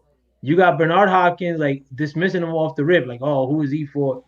You know what I'm saying? Like, you don't want to be in the, you don't want to put yourself in a position where people could dismiss you under any circumstance Yeah, as but a black fighter. But people are going to do that regardless because they're gonna try. You know, they're gonna people, try. But look, Wilder off the rip, they were dismissing him. Well, but you got to understand that there some at a certain point they was rightfully so, but they never wanted to give him the benefit of the doubt. But like, well, maybe he is, but you know, until you know, kind of that stuff, they never gave him the benefit of the doubt, even up to the point to where it was undenying. And can't nobody until this day deny that Wilder has the ability to knock out anybody. You know, and another thing that pisses me off is the aspect of, well, like I'm gonna say this. I don't tell the next black man how he should conduct himself. When it comes to positivity, I don't do that. What I will say is whatever Devin Haney do, that it was a grown man decision, whether or not you like it or not, whether or not you feel that black folks should be unapologetic or not. Really, to tell you the truth, what Devin Haney apologizing or half-ass apologizing, through Poxy apologizing or not, it doesn't affect. It's not going to affect nothing. See what I'm saying? It ain't going to affect nothing. And it wasn't. Honestly, it wasn't even more of a Devin Haney comment. You know what I'm saying? I know we went in that direction. I mean, like Devin Haney, like my commentary personally, I thought like, you know, and I'm not saying that he should have stood on the comment just to be like revolutionary, or I just thought he should have stood on it in the sense of like, motherfuckers don't talk about you, now they are. But with the boxers that are brothers, to me it's a separate conversation.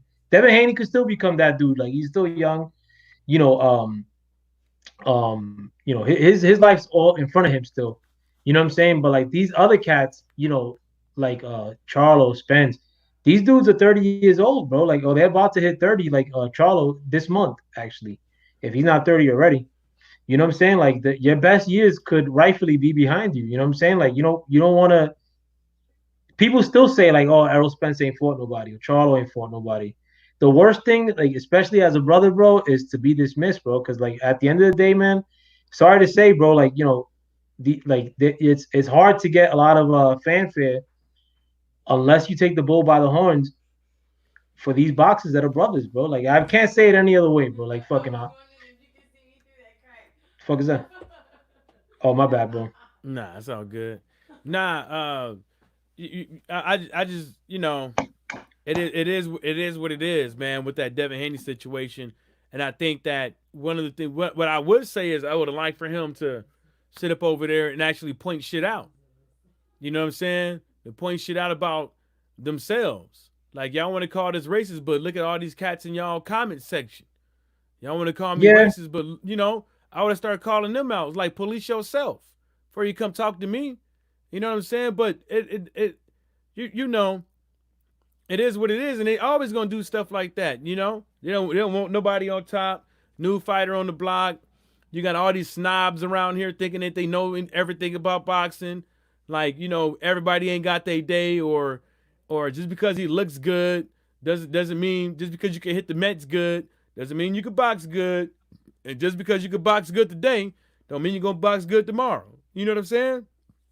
Yo, not to cut you off, Mike, but I've had like consistently between 6 and 5 and 7 motherfuckers watching me, bro. Like, I saw it too. Throw it up in the comments, bro. Like, don't be scared, bro. Like, yo, like anybody can rock with me, bro. I don't give a fuck who you associate yourself with, bro. I fuck with everybody, bro. Like, fucking like, you know, the I'm not trying to be incendiary, like, you know, like, don't think that, you know, you're gonna get fucking flack somewhere else by fucking with me, bro. Like, you know, dudes ain't, you know, it's fucking YouTube, bro. You know what I'm saying? Like, get that. But and regardless, bro, even if you don't throw it up in the comment section, you know, you're welcome to come back, bro. I'm glad, like, whoever's here with me, the 7 of y'all, I'm fucking more than grateful that y'all listening, bro, because that's 7 more than I expected, bro. Like, but you know, this is a open house. Even if we've had problems in the past, bro, like, fucking, you're more than welcome to be in my chats, bro. Just don't talk no pussy shit to me, like, fucking and we Gucci.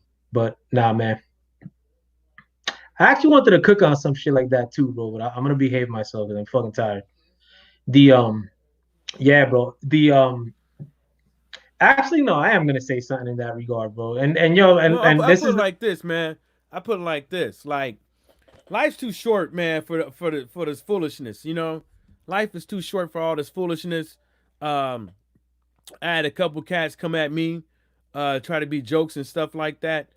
And you know, I'm not on YouTube to be set tripping, uh, to try to make these fictitious beefs. If you don't like me, you don't like me. But you know, YouTube and social media there ain't no place for beef on social media. nah, I know, but I like I do want to dispel some bullshit though too because they threw my name up in some baloney that didn't happen like fucking recently on a little tidbit. I mean a little video that was thrown in my direction like fucking some fucking clown was saying that I was on a live stream and fucking with him with said clown and that I went fucking after the fact begging him like to tell like fucking another bum ass clown who I made a video Oh about in the yeah, I remember past that. like to get like to basically tell that other fucking bum ass dude to like to stop beefing with me that I don't got no problem. Listen, bro, like fucking I that like I mean YouTube shit ain't nothing, bro. I've been in like real problems like fucking and it's not even that type of time, bro. Like what I'm saying, like fucking like leave that shit in the past, like fucking, and it'll stay in the past, bro. Like dudes be acting like taking the shit entirely too seriously. Besides that, bro, like I mean, like I know I've been on like comments of who used to be Wall Breaker, Lion Killer, man. Like if y'all got a problem with him, like like that, whatever. I'm not gonna like disown. Like I talk to like, and this has nothing to do with Michael Johnson or anybody that's been on my panel. Like, but I'm cool. Like I've had a relationship with World Breaker or used to be World Breaker fucking for months now. When he went off of YouTube while he was on YouTube, did he make a mistake? Absolutely. But to me, he's a good guy, bro. Like what? Like I mean, like until like I see otherwise. Michael Johnson, bro. Like Michael Johnson will tell like would tell you. I talk to Michael Johnson just about every week. That's my brother, bro. Like fucking like I'm not gonna like unless like Michael Johnson did some foul shit to like some fucking like youngster or some shit, which I know he ain't gonna do. Like fucking I'm like if I fuck with you, bro, like and you're not a dick to me, bro, I fuck with you heavy, bro. But don't like invent shit like fucking I like this motherfuckers like was saying that I live in a house that's fucking that's like bummed out that I fucking gave my address like because I gave the address like where I rock in BK and that they were saying that I sent them to a precinct, bro. Like I ain't about that time, bro. My government name is Joey Cologne, bro. I'm fucking 456 BK NY. Fucking ain't no herb in me, like fucking I mean, and I'm not looking for trouble, like fucking none of that shit. But you know, a lot of shit that people may have said in the past, bro, like are just inventing, bro. And I've reached out to many people that like have said stuff about me, like, and it ain't gonna be no problem beyond that. But fucking dudes didn't want to talk, like basically, bro. And, like and it's not like I begged like for a conversation, bro. I've insulted my way into a conversation. If you insult your way into a conversation with me, you're gonna get insults and invites back, like fucking But if I'm insulting and inviting you into a conversation and you don't say shit, then you're probably scared. Like in my very limited experiences, bro. Like fucking So I mean, ain't no need to take sides with anybody on this. I'm not saying that I'm right. I'm not saying that other motherfuckers are right or wrong. But at the end of the day, this is all YouTube. It's all entertainment. Like fucking, who gives a fuck? Like rep who you want to rep. Like fucking rock who you want to rock with. Like fucking don't fuck with my team, bro. Like don't fuck with Ty. Don't fuck with Mike. Don't fuck with Lowe's. We Gucci. Like in that regard. Like there's the dudes that I'm always streaming with are like my team. Like that's my buddies, my UK fam across the pond. Like that like you mess with them, like then we got problems. But besides that, like dudes are acting too girlish with this shit, bro.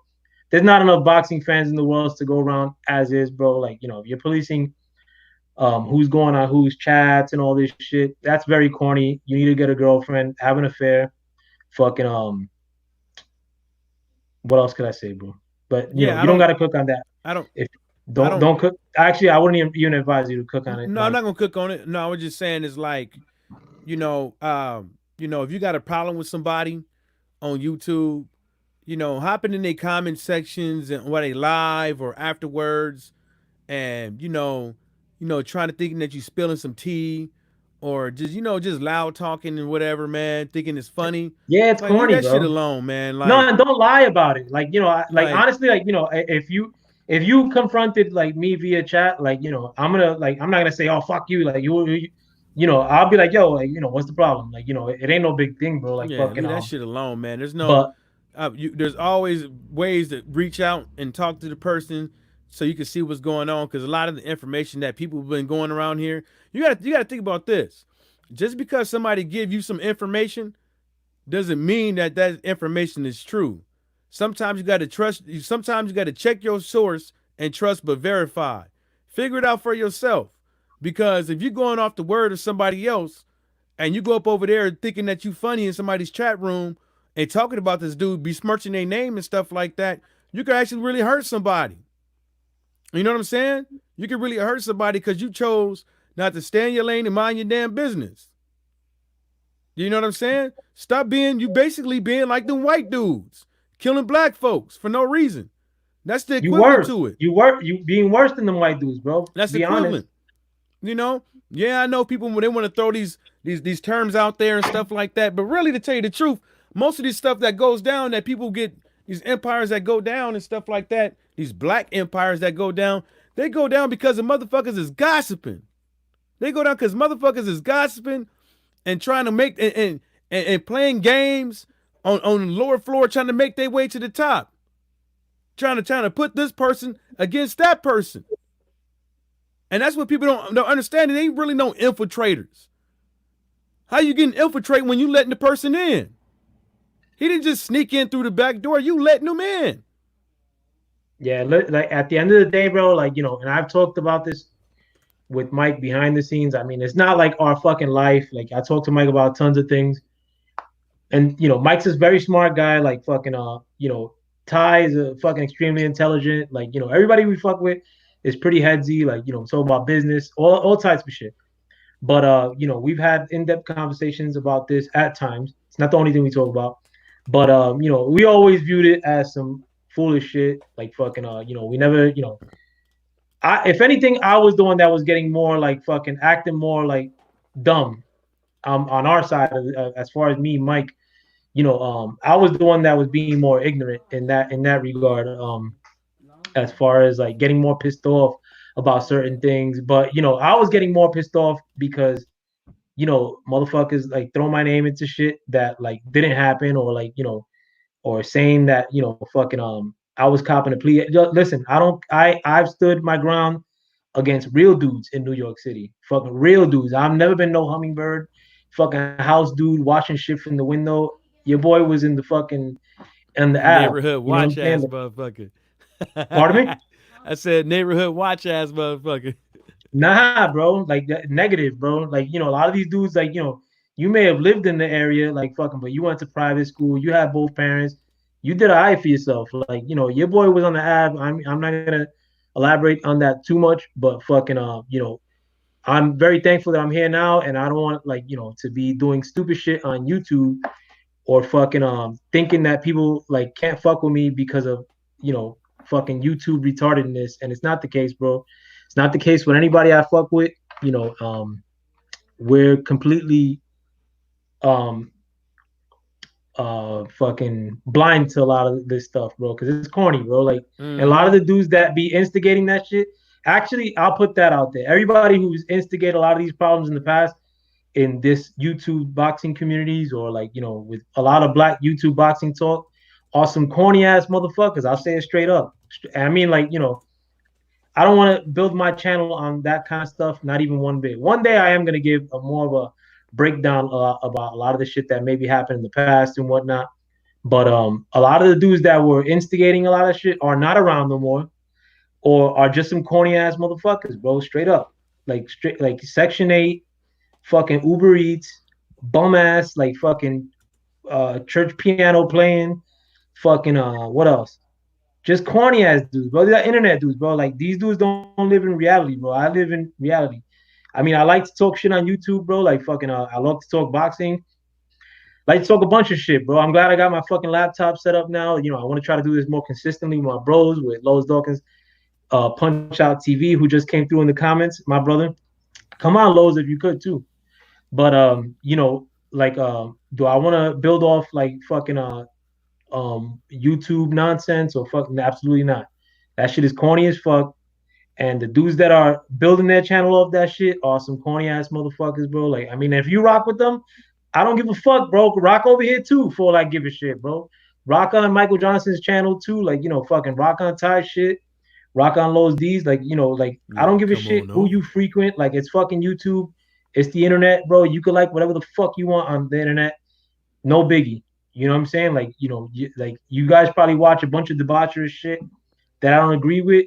I mean, what am I gonna do, bro? That you know, but fucking if you wanna come up into FoulPlayers chat and talk your shit about whatever the fucking subject at hand, bro, you're more than welcome to. You want to go into Michael Johnson Ty's section and talk your shit about the topics at hand, like feel free, bro. Like, and I'll never burn you like fucking or be like, yo, you don't belong here, like, you know.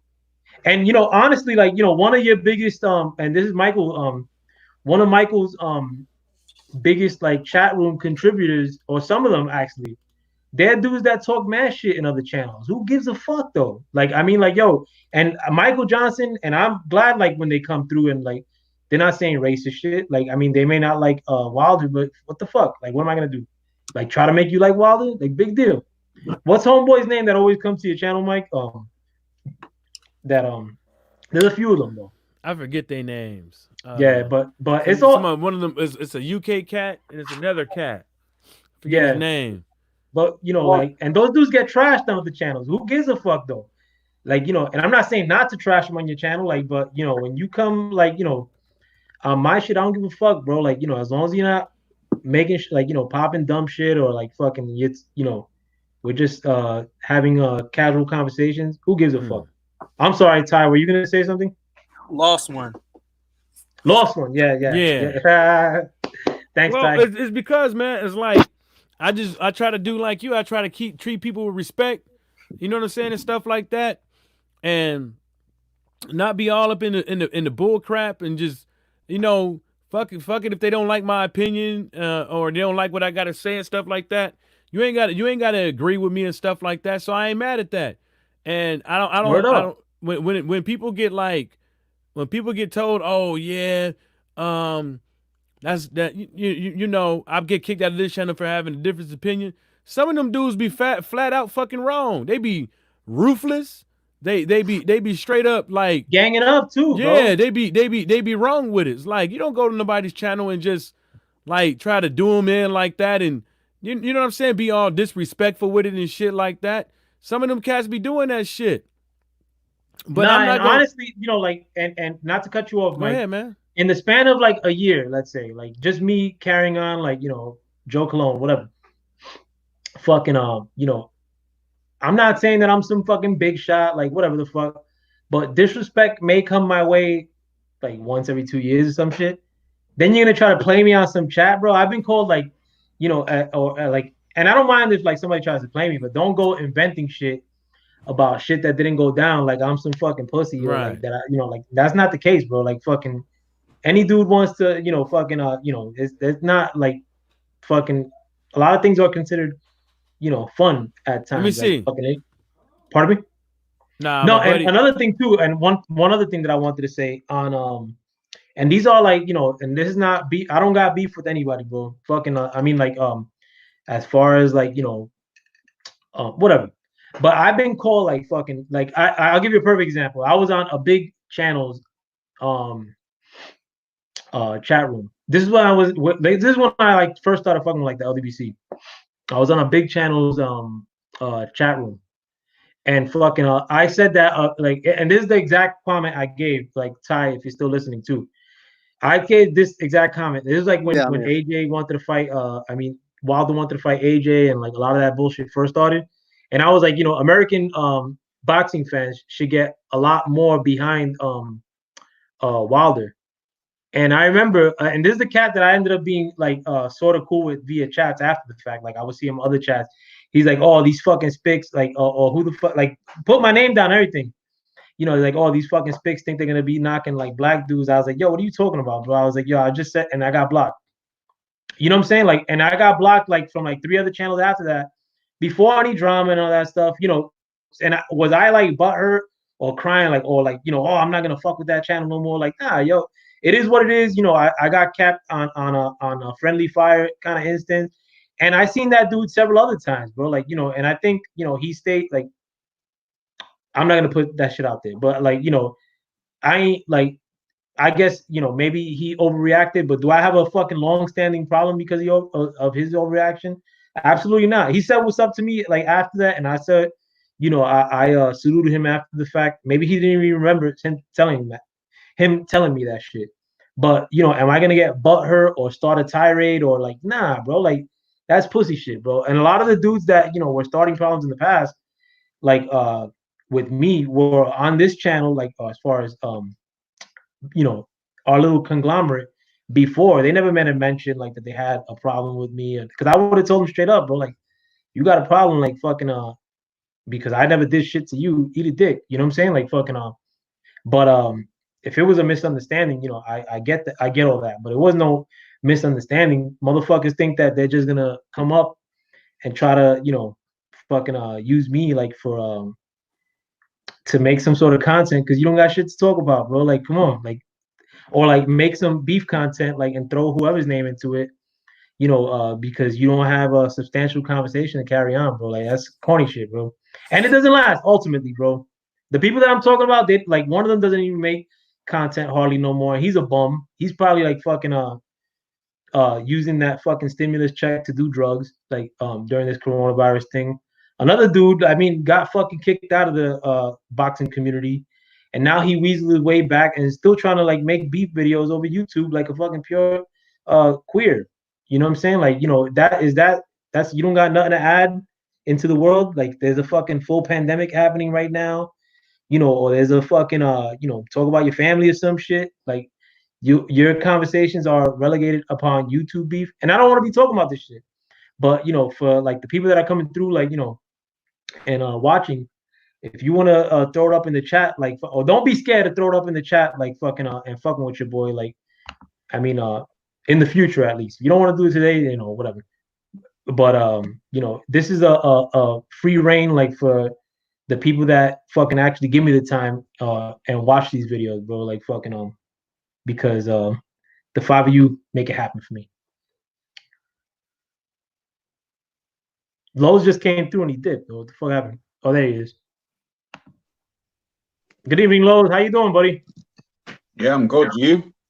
Excellent, bro. I hope you and Little Mans are doing okay, bro. Thanks for coming on too. This is my first fucking live from the FoulPlayers studios. Yeah, I've been listening to it for a while. I was just doing a few jobs around the house. But I've been listening to it. Yeah, bro. Fucking yeah, Brooklyn Child was on earlier too. Yeah, I know, bro. I was listening to it whilst I was tidying up. You know, it's funny that too, was you because up in the comment section, not typing nothing, huh? No, but yeah, Lowe's is one of them dudes, bro.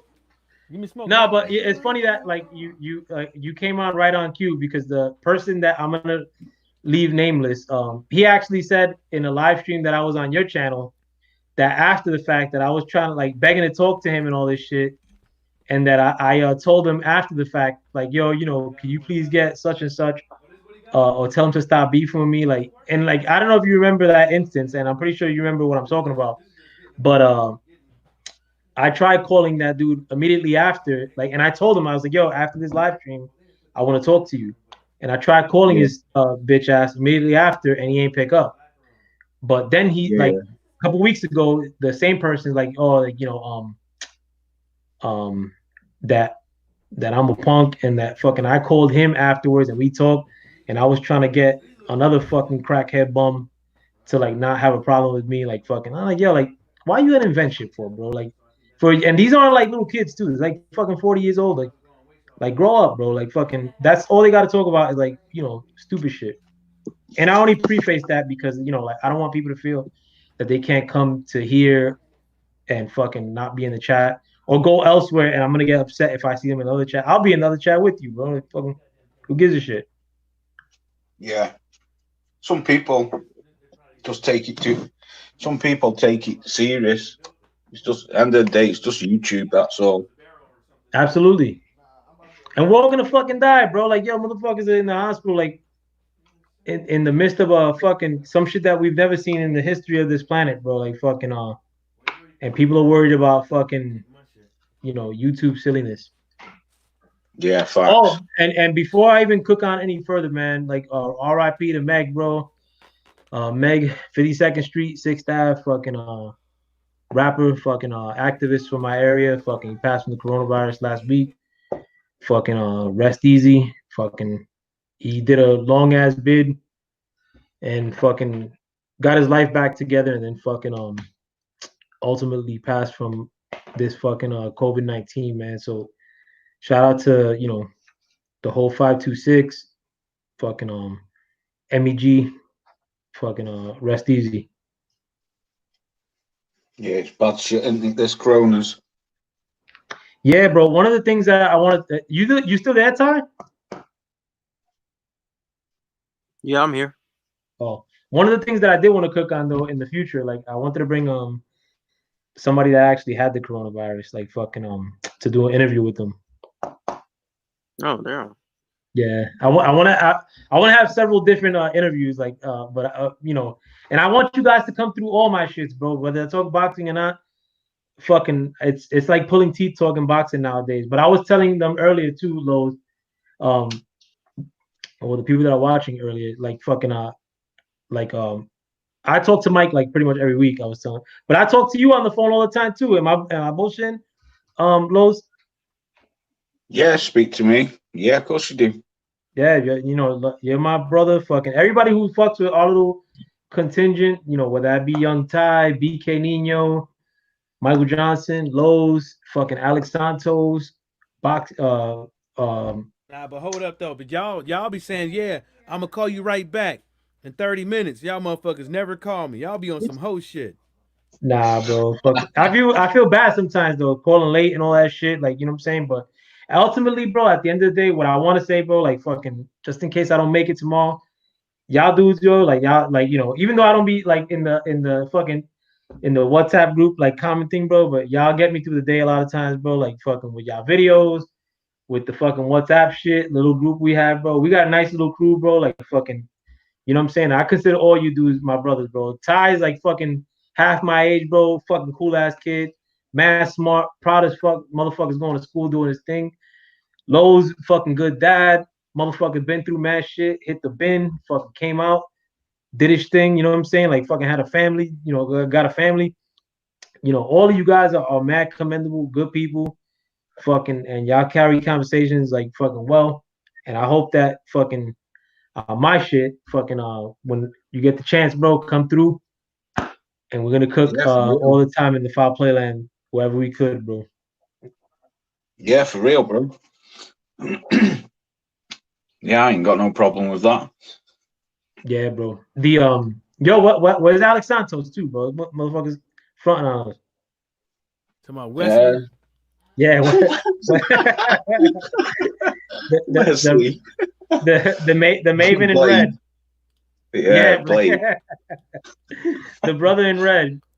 That motherfucker, he's acting brand new since he got that jacket, bro. Oh yeah, for real.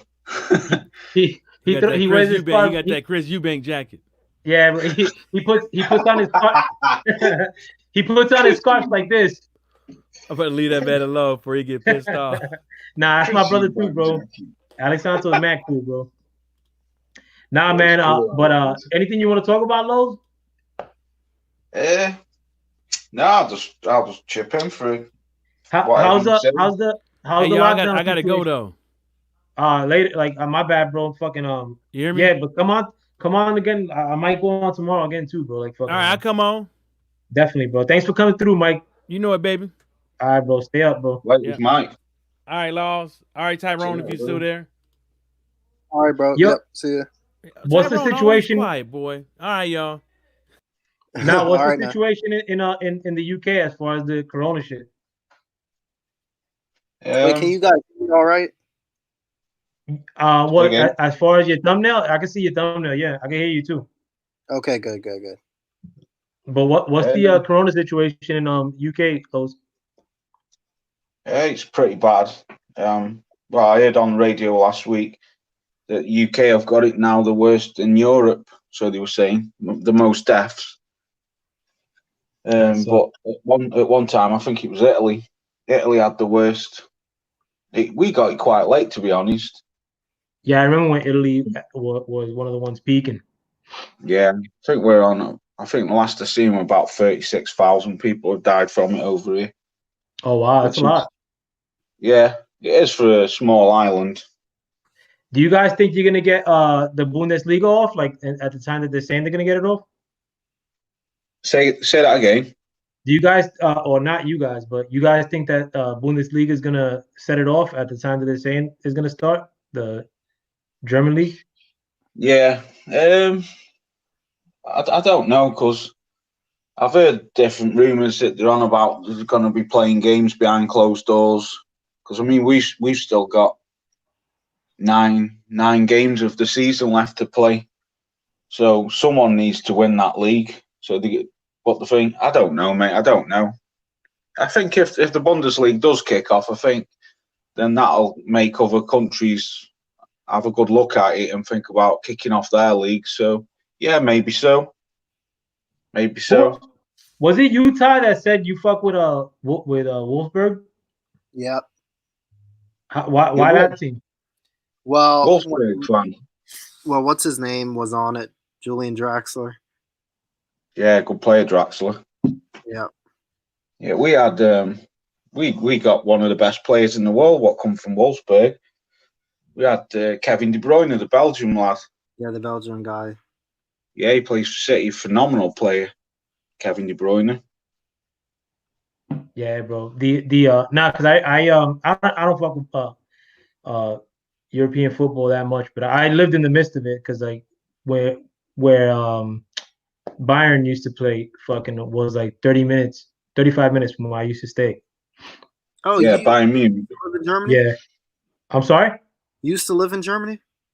Yeah, when I was in the military, bro, like Bayern was like the only team pretty much. Yeah, them in Dortmund, Borussia Dortmund. Well, no, in the area where like southern Germany, it's Bayern all the way. Like you don't see a lot of fans for other teams. Like yeah, Bayern. You have who's it as well, don't you? Borussia Mönchengladbach. They're not far from Bayern Munich, so I'm led to believe. Yeah, but Bayern's deep. Like Bayern's like the Yankees, like in America for Germany. Yeah, biggest team in Germany, isn't it? Yeah. Good team, Bayern Munich. Nah, but I hope they do start setting it off, man, because I need sports back, bro. I mean, like, I don't know, like Ty, like if you fuck with sports, I know Lowe's fucks with the football heavy, but this shit is fucking dead without sport. I'm a big sports fan, bro. Besides boxing, bro, like boxing is just a very small portion, like that's losing interest with me even before the shit went down. But the other sports, like stopping, bro, that shit sucks, bro. I used to be big in the NBA, but I mean, I still keep up with all the players, everything, but I hate the game. I hate the NBA now, man. Me too. I can't stand it, man. Guys like Antetokounmpo are just Euro bumps who don't even deserve it. I mean, how do you teach your son how to just run, jump, and dunk? I mean, the guy has no skill. Him, Pascal Siakam, and all those other guys will be found out in 2-3 years when the game changes again, like it did with Roy Hibbert. And I was a humongous NBA fan too. I deaded the NBA like in 2007, maybe. Oh, they don't even play half court anymore. I mean, literally, they throw it up the court, they run, then they don't even have handles anymore. They'll sit here and do like one crossover, and it's fine, and they get to the rack. Same thing without that Antetokounmpo dork. I hate that dude. I mean, he's dynamic, but it's because people don't play defense. Like people give you the lane very easily now. Like it's just, I mean, it's just a very boring style of basketball. Before, bro, like in New York City, bro, like everybody says baseball is king in New York City. Baseball ain't have shit on the Knicks, and the Knicks didn't even win a championship. Like the basketball was dominating New York when in the 90s, and that was the Yankees were winning championships in the 90s. But basketball was the shit before, bro. Now, I mean, maybe it's because I'm a homer, bro, but I just can't fuck with basketball, bro. It's so boring. It's like guys don't even have to average, more than 5 points a game, but they'll have some, MC squared motherfucker with some stat book and says, well, he has an amazing plus minus negative 2 point percentage or what stuff that, a stat you'll never seen before. What happened to points per game, rebounds per game, assists per game? Those don't matter, apparently. But guys like Draymond Green, scheme for $85 million, and they don't even average worth a shit, but they're a great defensive player. BS. No, my bad, bro. Like, but because I don't want to leave Lowe's in the dust in this conversation. But one thing I do want to discuss a lot on this channel, and I always ask you shit off the scene, like Lowe's, when I talk to you on the phone. And this is more because I don't know, and like fucking a lot of people are just finding out about the British culture where it pertains to boxing more so, like in these boxing things, like through Eddie Hearn. But I want you to give people like as far as on this side of the pond, like I want to ask you a lot of questions relating to UK, like and UK boxing more so, like you know what I'm saying, like fucking because I think a lot of people are just finding their boxing history in the last like 3 or 4 years, and like the UK history back in the day, even though a lot of people said like certain fighters duck certain people, but it's always been popping. Like it was always like love, like with the UK, like for America and America for the UK, as far as boxing goes. That whole like rivalry kind of like just started. Yeah, I mean boxing over here is very big. It always has been. It always will be. It's not the biggest sport, but I would say it's up there, number 3 or 4. I would say football, definitely. Football. Football. Is cricket bigger than boxing? No way is it. Cricket is big though. A lot of people, cricket is big. Football and rugby are the 2 biggest sports over here. Then I would say boxing, and then I would say either cricket or tennis. Tennis is very big over here. I fuck with tennis too, though. I can't stand tennis, man. Fucking hate it. Oh, why? I don't know why people like. I love tennis, bro. Like, it just has like I just like the characters. It's like to me, like when I do watch football or what you consider like European football, the most popping moment is like when they're singing the national anthems, like in the World Cup. Then you see like when they do the span on the camera, like of all the players, and they all look like different characters, crazy hair. You know what I'm saying? Like, but with tennis, it has a lot of that with like because you got like black players from France or fucking cut like and dry players from the UK. Like that's why I always love tennis, bro. Tennis always has that like different cast of characters element for me. I mean, if Wimbledon finals on and if I'm not doing anything and there's nothing else on the television, then I'll watch it. But apart from that, I don't watch tennis. I think I'm impartial too because I used to play racquetball and squash too. Say again, bro. No, I think I'm impartial too because I used to play racquetball and squash. But I even before I played racquetball and squash, I've always liked tennis. Yeah, tennis is big in the US, isn't it? Somewhat. It's more of a not big as in like big, but it's quite watchable, like, isn't it? More affluent, I guess. Yeah, that's what I was gonna say. Like the brothers don't really like tennis at all. Yeah. Like even with Serena and Venus, like they don't like they never. It really didn't like. It didn't really. What up, P Boxing?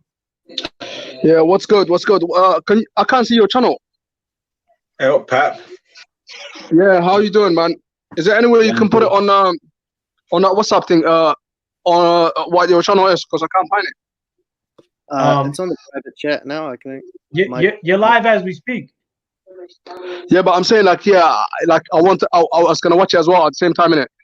Just in case I dump out. See what you're saying. I don't even know how to do that shit, bro. I put it. Could you do that for me, Ty? Like I don't know how to, like, because one thing P-Boxing, like as far as computer capabilities, I'm the least strong in that department. You're a caveman like me. Yeah, but the name on my channel though, like, is FoulPlayer, or Foul, I think it is. Is it? Yeah, it is. FoulPlayland, or yeah, it is FoulPlayer. But regardless though, I'll send you Hey L, are they LPs on your bookshelf behind you? Yeah, these are all records, man. Like these are all my record collection. That's awesome. That. Yeah, fucking. I don't know if I have it. I collect records. Oh, that's awesome. Yeah, boy. So what you guys been talking about? Now we were talking about a lot of a bunch of subjects prior to you coming on, and thanks for coming on too, P-Box. And anytime come. Nah, it's my pleasure, man. I like to go live shows. You know what I mean? There's nothing to do at the moment, innit? So it keeps me busy. You're more than welcome anytime I'm on, bro. Like, I love to have you. Nah, but we talked about a bunch of subjects. I mean, like our displeasure of the fucking Tank Davis Leo Santa Cruz matchup that was being discussed. We cooked on that a bunch. I kind of like went on several different tirades regarding my dislike for PBC and like what they're doing lately as far as promotionally, like how they think they're selling fighters short. Discuss some light coronavirus. I was just talking to Lowe's about what sports dominate the UK and in comparisons to the US, like what sports are king here and which ones are king in the UK. You're from the UK, I'm assuming too, right, Pete? Yeah. I live in England, in Bristol. Yeah, I think we're gonna have some boxing soon. The way it looks like, everything sounds positive. I think like we're gonna have boxing probably in mid-June, maybe early July. So things are looking good, man. Yeah, they are in that regard. I'm glad that all sports, including boxing, are getting underway. But I think what a lot of what we were discussing earlier, as far as our displeasure, is because like the fights that are coming down the pipe, like, are kind of like ass cheeks, like they suck, and especially here, like in the American market, like boxing fans like are kind of like we're kind of losing ground as far as like our fandom goes. Like we're losing fans, if anything, and these boxing promoters don't help the matter by giving us crappy fights down the pipe. Yeah, I was talking to somebody earlier about boxing. Yeah, America definitely. I don't know why. Is it because of UFC? Is that why most of the clients are leaving? Is that why? No, I think it's because we have so many sports. I think it's the basketball, the football. It's really the basketball. It's really the football. It's really. I think as far as a direct effect on boxing, though, Ty, I think the UFC has a more direct effect. To boxing. More decafs than boxing, and UFC is making the fights, man. They are by force. Card, if anybody knows UFC, that card was, last weekend this Saturday was fairly stacked. I'm not gonna lie. I thought they were at least gonna put some other cards, pull some of those fighters off that card, throw them on another card. They just had too many names on there. They make the fights in that organization. It's Crouchniffer number 1 versus Crouchniffer number 2. But then again, what they're paying the fighters is no good. I mean, Justin Gaethje got paid $300,000, and that was plus the bonuses. I mean, how much money did the UFC make and ESPN make off the pay-per-view? You think they cleaned up on that pay-per-view? Yeah, I think they did some money on it. Yeah, I mean, but the thing of it is too. I mean, like, when was the last time that boxing gave you a card that you were like, God damn, like that shit was stacked? A long time ago. it's been, to me, like, I don't know about what you guys think. It's been over 10 years, bro, where I got one that was like stacked, like top to bottom. I can't miss one of these motherfuckers. For me, the last time I seen a stacked up card was on AJ versus Ruiz 2, because there was like the undercard was decent. You know, you had Dillian White fighting obviously against a nobody, but at the same time, Dillian White is a name. You had the Vetkin against Hunter, and you had that guy Machidov. He's a prospect against Tom Little. That's, you know, yeah, it was not bad. You know what I mean? Like, No. Honestly, last year, I ain't gonna front. That was the best card, bro. Like, you know, I don't like Eddie Hearn and all that shit, but like, it would, to me, it was by far the best card, and the fights weren't bad. Like, you know, plus Hergovich as well. I forgot Hergovich against Molina as well. That, you know what I mean? That card was probably one of the best cards in the last maybe 5 years, because most of the time you don't really see that type of fighter. Like somebody like Dillian White, normally he doesn't fight on AJ cards, you know. Yeah. So I was quite surprised that he did, but yeah, man, we need to see more of that. You know what I mean? Yeah. What do you think, Lowe's? Because I remember leading up to that, you ain't think that was a bad card, like fucking Yeah, it was a pretty solid card, man. Pretty good card. What, the Ruiz AJ second one? Yeah. Yeah, it was not a bad card. Yeah, I think for me, probably British wise, the best card I've seen last year was the one. Was he Regis Prograde and the Josh Taylor one? Was that the one with Hunter and Povetkin on? No, that was Ruiz AJ. Was no, it? the one you're talking about had It was supposed to have Chisora Parker. Chisora against against thingy, the guy that went to the top. The Chisora versus Price. No. Sorry, was it some? No, Chisora was on there, but I can't. It had. I thought wasn't it Chisora Allen against Price. Price. Yeah, you're right. Price, yeah. That was a good card. They were both, to be fair, yeah, they were both good cards. But I did like, I must admit, I thought the Regis Prograde card, what he put on, I thought that was a pretty good card. But yeah, the AJ one wasn't bad as well, because I wanted to see the Michael Hunter and Povetkin fight. And that fight was dope too. Yeah, it was a good fight, really good fight.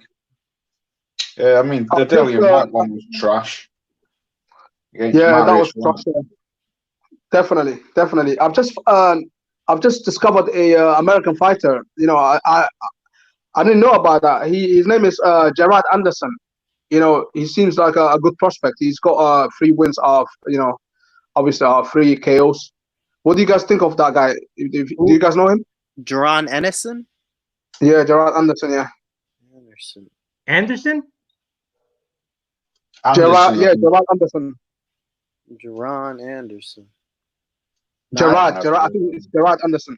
He's got 3 fights, and you know it's by KO. But even though the people that he beat, they're still, you know, they what you call bums really, but it's still a good prospect, you know. So that's another name, you know, that American got, you know, other than Hunter and Miller. Yeah, heavyweight. Yeah, he's in heavyweight. Yeah. I'm gonna check for him. Is it heavyweight though? Yeah, he's a heavyweight. Yeah. Wait. Yeah, I haven't peeped him yet. I've never heard of him. I'm gonna check for him though. Yeah, man, but boxing got to do something, man. Like, cause I mean, like like we were discussing it earlier. Like, as far as the way their money making apparatus is like very antiquated or old, and I think that's so it's stagnating. Like good matches being made. Like, you know, that these dudes are like really holding on hope of a pay-per-view match here domestically in America. Like, you know, like they want to, you know, really hold out. Playing a big part as well, though. Say again? I think this Coronas is playing a big part as well. That's why I think a lot of people are feeling fed up as well.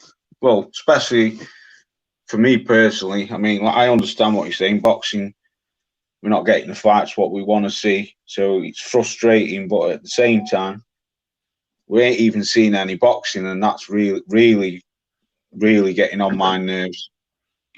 Yeah, I think you know, the Corona thing kind of like give them a way out. Well, no, in a sense, it kind of like gave us time to like reflect on like how like the condition of the sport. Well, me personally, like it kind of like gave me time like to think like these nothing was happening before the shit, and now that we have a forced break in the action, even less is gonna happen after the fact. Seemingly, I mean, a forced break in the break. Yeah, a forced break in the standoff. Yeah, I think this corona kind of I don't know if it's bad or good thing, but at the same time, I had a lot of time to watch the older fighters from back in the day. People like Ray Robinson, people like Marvelous Hagler. They fight Duran. When Duran fought what's his name? Ray. What's his name? Ray, not Robinson, the other guy. Sugar Ray Leonard. No, Leonard, yeah, Sugar Ray Leonard, yeah. When Duran basically, he won the first fight, and then the second fight, he basically like literally chickened out. Like, I don't know if you guys agree on that one. Like he didn't want to continue. I've been watching those fights, man. Like, so in a way, like it kind of gave us like a little breathing space, to look back at, back in the day kind of stuff. So yeah, it's good, man. Yeah, I mean, I was pup when that went down, but Duran was like my father was a casual fan, like to the core, but Duran was like his guy because Duran used to here in New York, fucking like when he would win, he wouldn't even go back to Panama a lot of times. Like he'd like fucking do coke in New York and go to all the salsa clubs. Like he'd hang out with Hector Lavoe, who was like the biggest salsa star of his time, and like he was basically like adopted by Puerto Ricans, and like Panamanians like salsa music, and that's kind of like Puerto Ricans calling card. But Duran, I've checked like almost all of his fights, like, and to me, I have Duran like either of fighters I've seen like that I have video of, he gotta be in my eyes top 3 pound for pound. Sometimes I rate him even higher than that in the past, but I thought that there were a lot of factors into the second fight as to why he quit and why he lost that fight. And I think that Sugar Ray Leonard kind of like took advantage of the fact that he was partying in New York hard body. He didn't even go back to Panama supposedly, and was just doing coke in New York that whole time, fucking in the aftermath of winning that first fight. But I mean, for that reason, I always kind of like never liked Sugar Ray Leonard that much. Like, I mean, because I was like a little bit of a fanboy of Duran, but that was a dope match though, man. The first match and the second match. I mean, historic. Fucking, we still talk about it to this day, bro. It's a fight older than me, probably. Roberto Duran, yeah, he to me he was a likable guy. He used to give people money, like poor people in Panama and is it Costa Rica that he used to give money to? The people that adopted him, is that Costa Rica? What was you saying earlier? He's Puerto Rico, like because New York had a big Puerto Rican community at that time. Yeah, but the reason why Puerto Rico liked him is because one of the guy that he beat, I forgot his name, and before he died, Roberto Duran went to see him, and he basically gave him his blessing, and then after that, the whole Puerto Rican people start liking him, and that's one of the main factor why they like him a lot, Roberto Duran, because he had this character that he was a nice guy, man. Even though like he said bad stuff to the fighters, he used even Leonard when he fought him before he fought him in the press conference, he was saying bad stuff about his wife and all that sort of stuff. But at the same time, it's only fight talk. But Roberto Duran is one of those kind of guys. He didn't shy away. Like he said whatever he wanted to say. He was that type of guy. He was amazing, man. He fought all the way until 2020, 2002, isn't it? I'm not sure like when he fought too, but the one thing too, like if you look online, like they have a Hector Lavoe concert. If you look up Hector Lavoe, he's like a big salsa star, And I think that was like in '87, and it was done in the Bronx. Like, and the Bronx is like a shithole even to this day, like the Bronx, New York. But he did a concert for free at like a fair in the Bronx, and Duran is actually on the stage with him, like playing the bongos or some shit. And Duran looks like he weighs a good 200 pounds, bro. He's probably like 190, 200 pounds, and he was still fighting at that time too. You know, but that just goes to show the he did lack some discipline, but that motherfucker was a beast, bro. I think we lost P. Could y'all hear me? Yeah, I'm still here. Yeah, my bad. Yeah, Tommy Hearns sorted him out though, didn't he? Yeah, that I felt bad for Duke though. in that was a brute. That's one of the brutalest knockouts. That. Yeah, and he was still cooking at that point too, man. Tommy Hearns didn't catch like a bum Duran, bro. Like fucking that was a legit like fucking Tommy Hearns an animal too, bro.